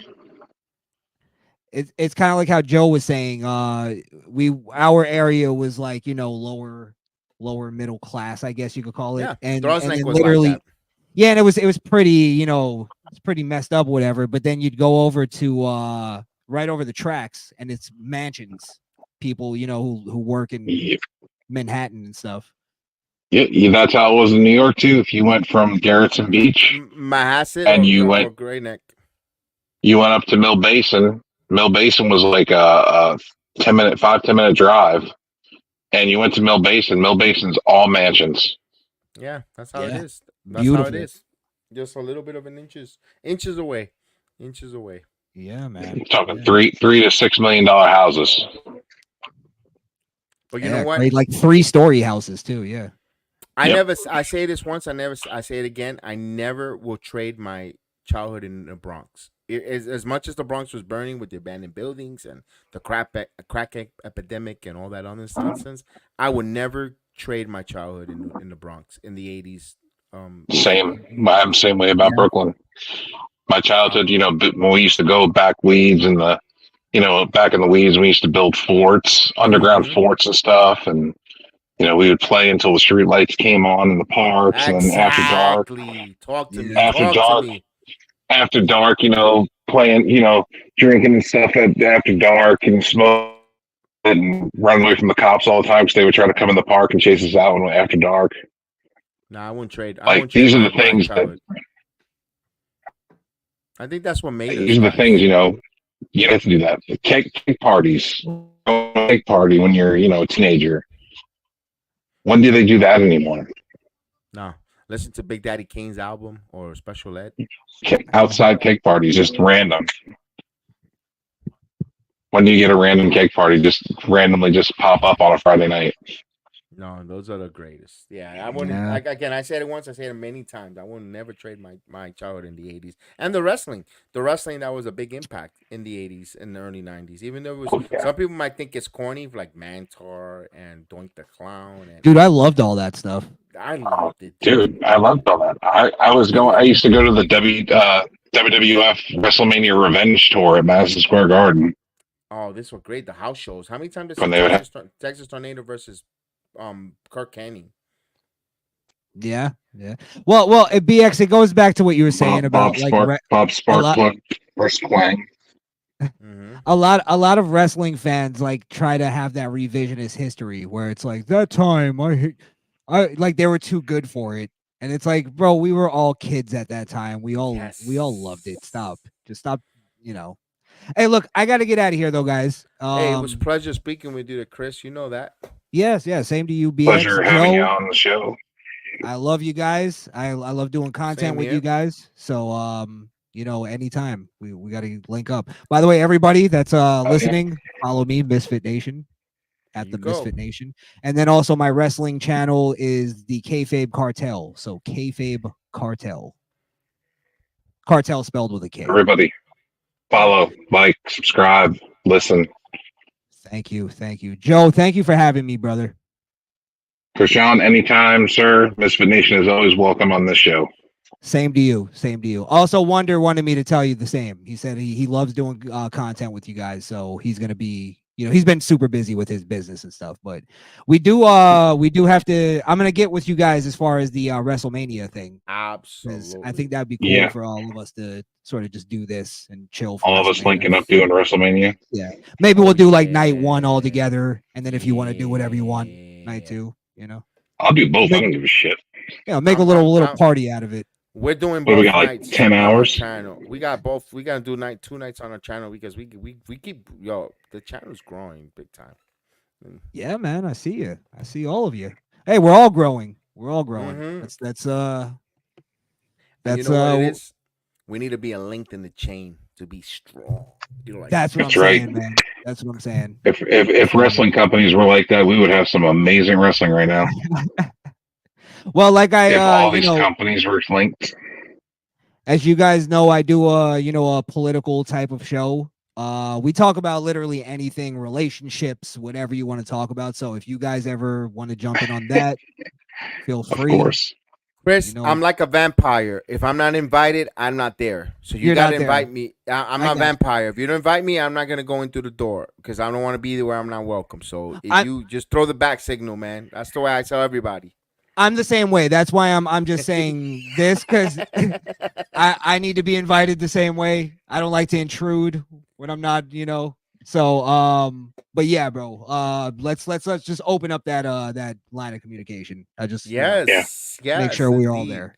Now that we Let's all do it. know that we're all good. So we're in the we're in the Florida area. We gotta come up where we're gonna meet in a location like I'm just using as a Buffalo Wild Wings where both channels could do a live watch along in a location, man. We got some big things coming up maybe in 2024, man. Definitely. Ooh. Hey, I mean at some point, we can all do a meetup or something, but we'll get there. We'll get there. We'll all pack our bags and we'll all go to Puerto Rico and surprise Alex. What you're gonna do when the PUWF and the Jedi Sports Station and the Midfit runs wild on Alex Coquito on you? Ooh. Absolutely. I don't think you know what the hell to do if we all showed up. Honestly, Alex seems like he would know exactly what to do. Yeah. Oh yeah, he knows where he goes. Bacardi, the Bacardi distribution is there. He knows where he knows. Alex is a sharp, cool, calm, collective dude. I feel like we'd all go. All right, Alex, what are we gonna do? He'd just go, give me 5 minutes. Yeah. Let me send out a tweet. Exactly. Yeah. It's like, all right, it's all set. All right, guys, I'm out of here. Have a good night. Many blessings. Have a good night, to you, dude. buddy. Much love. There Later. we go. All right, so we got a few more minutes here because I'm going to be. Yes, we do. I've been up since 3:30 in the morning, so I'm gonna give me another 10 minutes. And I've been up too. I'm right there with you. I did the Elimination Chamber. It was a phenomenal. I was up watching. It was phenomenal. It was great. I had so much fun on that watch along. Yeah, the overall show got an A, I believe. It had one match that had a B-. It was the women's tag match for the titles with Indy and Candice LeRae versus the Kabuki Warriors. Okay, it had a B-, which isn't a bad. I can see where you could give it a B-. I liked it because I was I felt Indy deserved the flowers and she got it. I thought the men's Elimination Chamber, I didn't like it because it was Bleacher. Bleacher is pretty hard. I cannot stand Drew McIntyre, and my bias for Drew McIntyre gave that. I'm not gonna lie. I wanted Orton to win, and when Seth said that he wanted to face Orton, he wanted Orton to win the Elimination Chamber. I thought we were gonna get a swerve. I thought it was I wanted LA Knight, but my God, he's not gonna get it. AJ Styles and LA Knight are gonna have a collision course now. Yeah, literally. Which you kind of saw it coming because of how SmackDown ended with them two with the match. Yes. Is this going to be a cinematic match or is this going to be a straight up one-on-one match for WrestleMania? I don't know. Because next thing also, are you subscribed to Dreadmare? Who? Dreadmare on YouTube. No, I'm not. Have you watched the vignettes and stuff that have been coming out? No, this must be the first time I'm hearing that name. Be honest. Oh my goodness, bro! It's Bo Dallas. It's Bo Dallas. He's he's commenting on all the little stuff that's happening on NXT, the wording and stuff that's coming up. He's When it comes, talking about it on Dreadmare. okay, when it comes to Bo Dallas, I'm waiting to see because there's that vignette of the many faces. When I'm at home at this and yada yada. I don't know. You sent me a great video. I appreciate that you sent me those videos. And Bo Dallas has a lot of Did you watch questions. it? Yes, of course, of course, of course. I watched it. Also, when it comes to the Final Testaments, they're giving me Bo Dallas vibes with the Final Testaments, with the Authors of Pain, with Karrion Cross. He commented on it. Correct. What worries me when it comes to that fashion, Joe, there's too many ice in that drink. They either got to get rid of Scarlett Johansson, John Scarlett Bordeaux, whatever her name is, and Paul Ellering.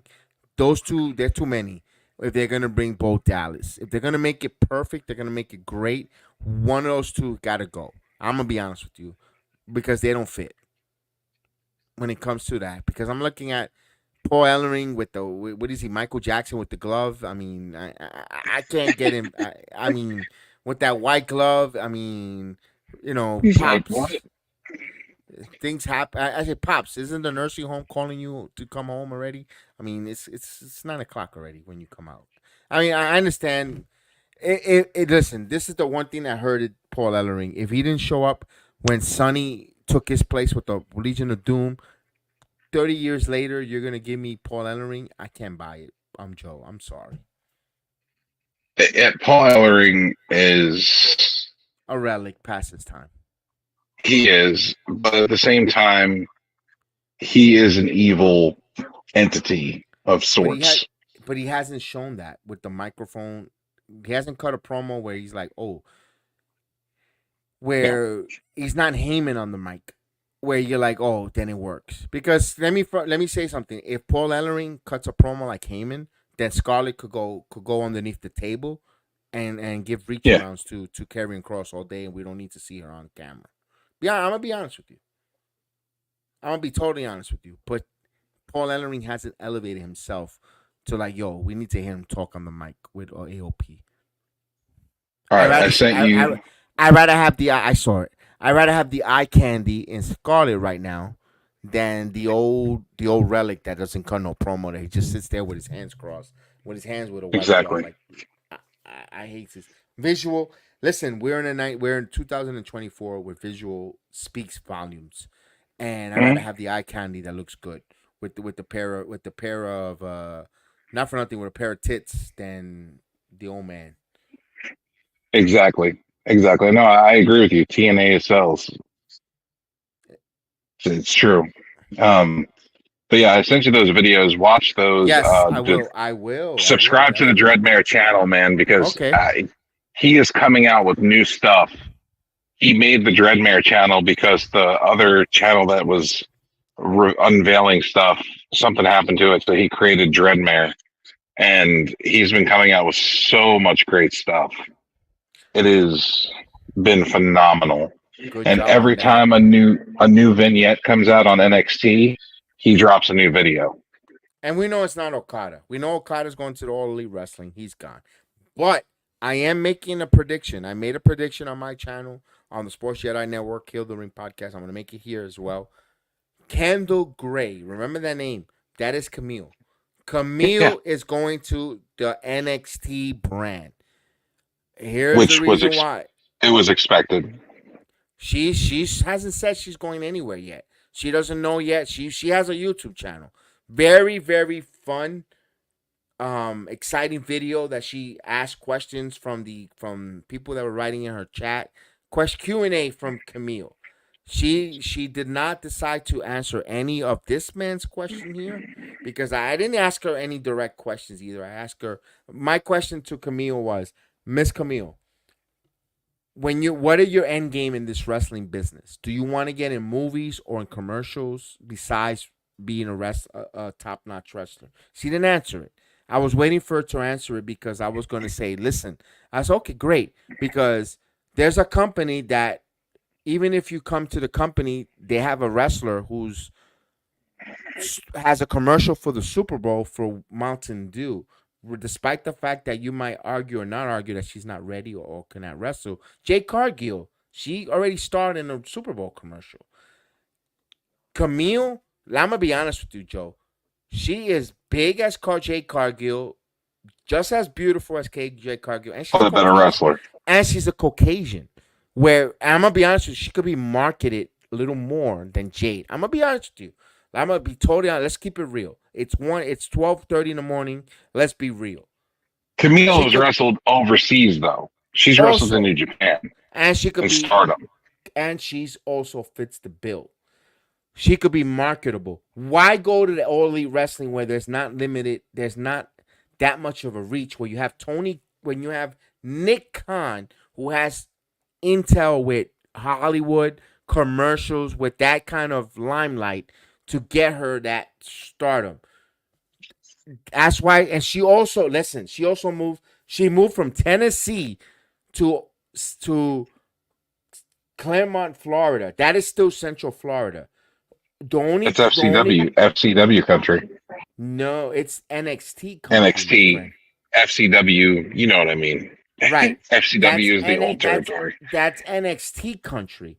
She didn't move to Jacksonville, and she would have signed with TNA. She just got to stay where she was in Tennessee, Nashville, because that's where TNA is headquartered from. For her moving and selling her house in Tennessee to move to Orlando or the suburbs of Orlando, Florida, and that's only 20 minutes away on the 408 on the highway, and it's just straight up highway where you're gonna just pay a couple of tolls, and you don't get traffic, and you're gonna get to the performance center.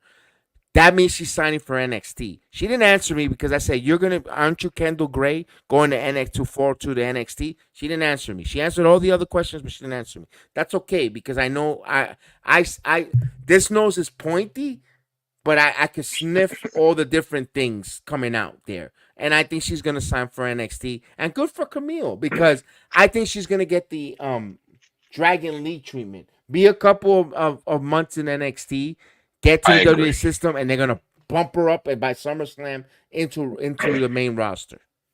And I agree with you. And I think that she needed to I think she needs to be on the NXT brand, and I feel like she's worthy enough to be on the NXT brand. And I was hoping when she became a free agent that Hunter would get her signed.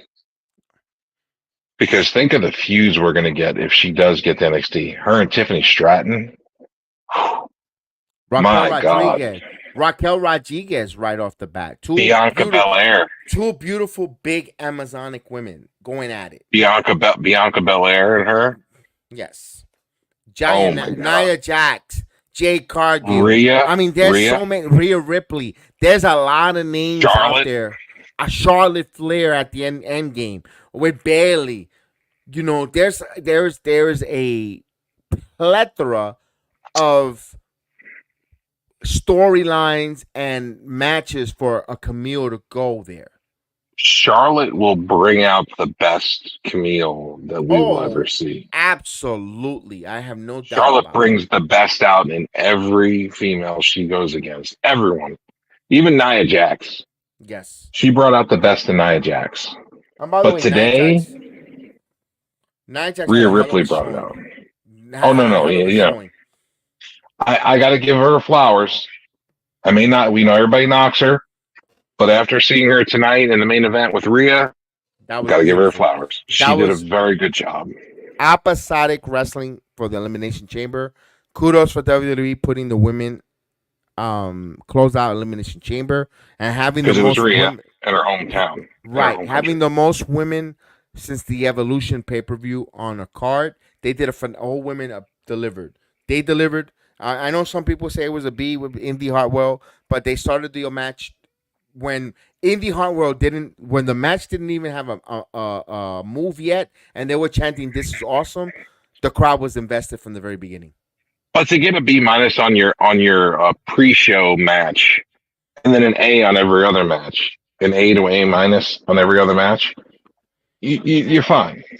You know what I mean? I thought, yeah. And it was chanting, "This is awesome" before Indy even threw him. Before there was a arm elbow tie up, they were saying, "This is awesome," because they appreciate what Indy Hartwell meant to Australia and what she have gone through. I was solely invested in that, and I loved it. I loved every bit of it. The whole elimination chamber. There's some people poo-pooing it. Oh, we only had 100 and an hour and some change of wrestling, actual wrestling in a 4-hour show. So what? So I want to see. what? I want to see more of Tiffany Stratton. I Exactly. can't wait till she gets to the big time, to the big, to the title picture. You concluded from Elimination Chamber wanting to see more performers. You wanted to see Indy Hartwell. Let me ask you this: what did you think about the Catch Republic? Loved it. I actually, I didn't think that they were going to win, but while watching the match, they had me thinking they were going to win the tag titles. Well, you're invested emotionally. Did you? Yeah, I got invested because I was like, okay, this match is pretty good, and then it's like, okay, this match is getting better. I'm like, oh my god. And then Dominic doing his little nuances and stuff, and then getting thrown out. When Dominic got thrown out, I was like, they're losing. Oh, yeah. I was like, Judgment Day is keeping the belts. You didn't want to go get a drink of soda or a piece of hot dog, or you didn't want to go get a slim. You didn't want to go get a slim. You didn't want to go to get a Slim Jim. You didn't want to go scratch your ass. You just wanted to watch that match. That's exactly because that checked the box. Now think about this: we had a lot of NXT talent that was highlighted on this show. We had Tiffany Stratton, we had Nathan Frazier and Pete Dunne, and we had Indy Hartwell and Candice LeRae. Like, we had a lot of NXT talent that was highlighted on this show.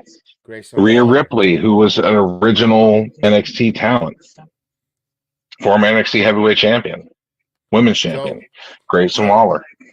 Joe, a lot of NXT from Bianca Belair NXT.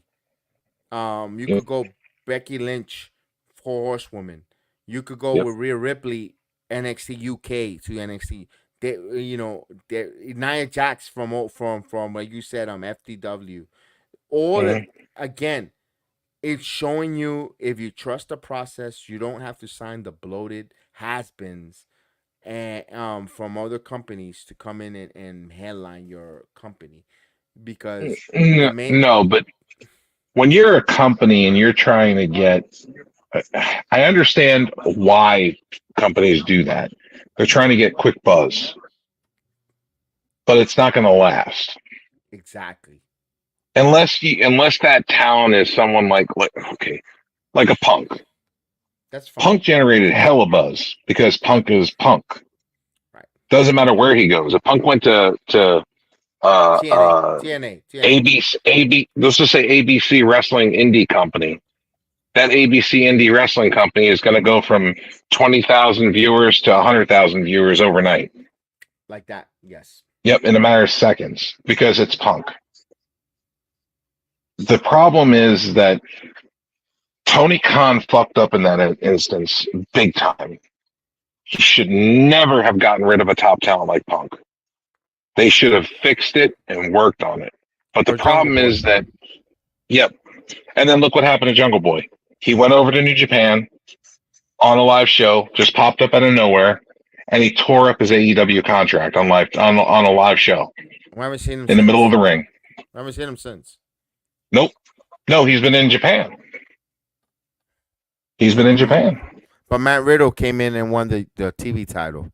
But Jungle Boy and Dolph Ziggler won the other championship. The World Heavyweight title. Yep. Matt Riddle won the world title. He defeated the president of New Japan. No. He's the TV champion. Matt Riddle's the TV champion. I thought they said that he was the world champion. Matt Riddle is the TV champion, and Dolph Ziggler is the World Heavyweight champion. Double check it. Fact check it. I'm looking right now. Hold on. I could bet you donuts for donuts. I could bet you 2 donuts. Nick Nemeth. I don't want to type Dolph Ziggler. Nick Nemeth. Let's see. Here it is. Nick Nemeth and Matt Riddle capture NJPW gold. Which ones? Let's go. 2 former WWE stars make good in NJPW. Dolph Ziggler captured the IWGP Global Heavyweight Championship from David Finlay at Correct. New Japan Pro Wrestling. And what did Riddle get? What did Riddle get? Hold on, I'm scrolling down. Take a second. Nemeth. Matt Riddle defeated Hiroshi Tanahashi to claim the NJPW World Television Championship, which he's the president of New Japan, is he not? Yes, he is. Tanahashi. Tanahashi's the television is the former is the current president and the former television champion where Matt Riddle is now. Makes sense that he would drop the title though, because he's president. That's conflict of interest. Of course, that's fine. That's okay. But yeah, I did say the title's correct. The heavyweight. You did. But that's still, you have two talents that WWE let go. That's okay. Which were super talented though. Riddle Matt Riddle had his problems. Riddle was a Matt headache. Riddle had his problems. Poor Katen Katana from the one half of the tag team champions. She went through a headache babysitting Riddle for the WWE. He was a headache, and I'm giving you a peek behind the curtain because she had a babysit Riddle. Riddle was a head case. Riddle was a head case. He had a problem. He had a problem. He had problems. Let's just put it that way. He had a lot of problems. Yeah, that's fine. That's fine. He has to growing up. But Dolph was a professional. Yeah, but Dolph, there was nothing there for him at the end of the day. It's good. He's for them done to everything. Let him go. He's done everything. He helped Braun Breaker become heavyweight champion in NXT. There was nothing for him. It's good for him to move on. Let him explore something different. That's great for him. It's good for Mustafa Ali to be a TNA champion now. Good for Mustafa Ali. He's X-Division champion. Good for him. You know, it wasn't. To be honest with you, it wasn't going to translate into WWE for Mustafa Ali. It wasn't. No. There was nothing. I didn't see nothing great about Mustafa Ali in WWE. Good for him. Reinvent himself. If his talent, he had talent. He was talented, but it didn't translate to gravitas, a global entity in the WWE. This guy, no. And sometimes you got to reinvent yourself to get back to the main stage. Cody Rhodes is a perfect example of that.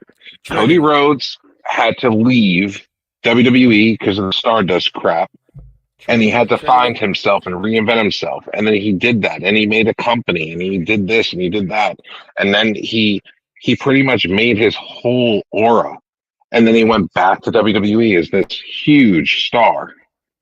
I go with Trinity Fatu as the most short-term wrestler to do it because she just left, almost not even a year, and she's back better than ever. That's the most quickest turnaround. Cody did a long road. Cody did the long road, but Trinity did the short road, and she came back, and I think she's greater than ever, personally, with Trinity Fatu. I agree. I feel like that's any talent. Even CM Punk, he was gone for a long time. He went to AEW. He did a little bit of stuff at AEW with a little bit of stuff in New Japan. And he came back to WWE and he was a little bit better for learning about other things and getting his feet wet again. Cody's long road is going to propel him for the next 10 years or 5. Oh, yes. Oh, yeah. That's a different trajectory. I see Cody Rhodes, and you were a Hulkamaniac like I was growing up. Okay, I'm 42, going on 43. I see Cody Rhodes being a Hulk Hogan. No, Cody Rhodes is the face of wrestling right now, but he's going to be that Hulk. He's going to be that Hulk Hogan. He's going to be the larger than life character.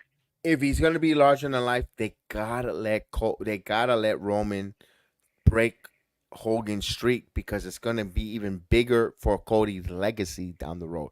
That's just me. Again, I'm not opposed of Cody becoming world heavyweight champion.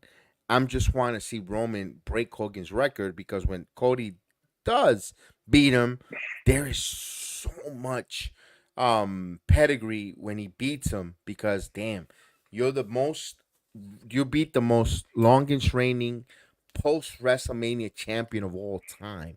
It's like when the Super Bowl. No one talks about before Super Bowl 1 of the championship. No one talks about YL Kittle and this and no, they talk about from Super Bowl 1 and beyond, from Joe Namath, Super Bowl 2 or 3 when Well, he beat and so forth, and all the records. No one talks about pre 1967 when the Super Bowl. No one gives a shit. The rest he yeah, beat at nobody WrestleMania. just like nobody talks about. A lot of people don't talk about the Iron Sheik. No one talks about the Fabulous Moolah. She's the longest reigning champion, period. Of all, Yes. she's what she did, what 50 years of women's champion. No one gives a shit about that. It's because of, you know what? Right now, people think about WrestleMania. That's why I kind of want to see Roman break that record. So when Cody breaks it and Roman fights Rock, you could still have a big storyline because the longest reigning post WrestleMania champion Roman Reigns taking on the Dwayne the Rock Johnson for the head of the table. That means something. Now Cody, because it's so much What there. we want, and what makes sense are two different things. WWE is going to get that belt off of Roman so Roman can go on a long vacation. I don't think he's gonna He's be on gonna a be long gone. vacation. I don't think he's gonna be on a long vacation. I think he's just gonna he's gonna be around, but it's just again, it's just they just gotta let him they just gotta let him finish the story, dude. That's all it is. Just have patience.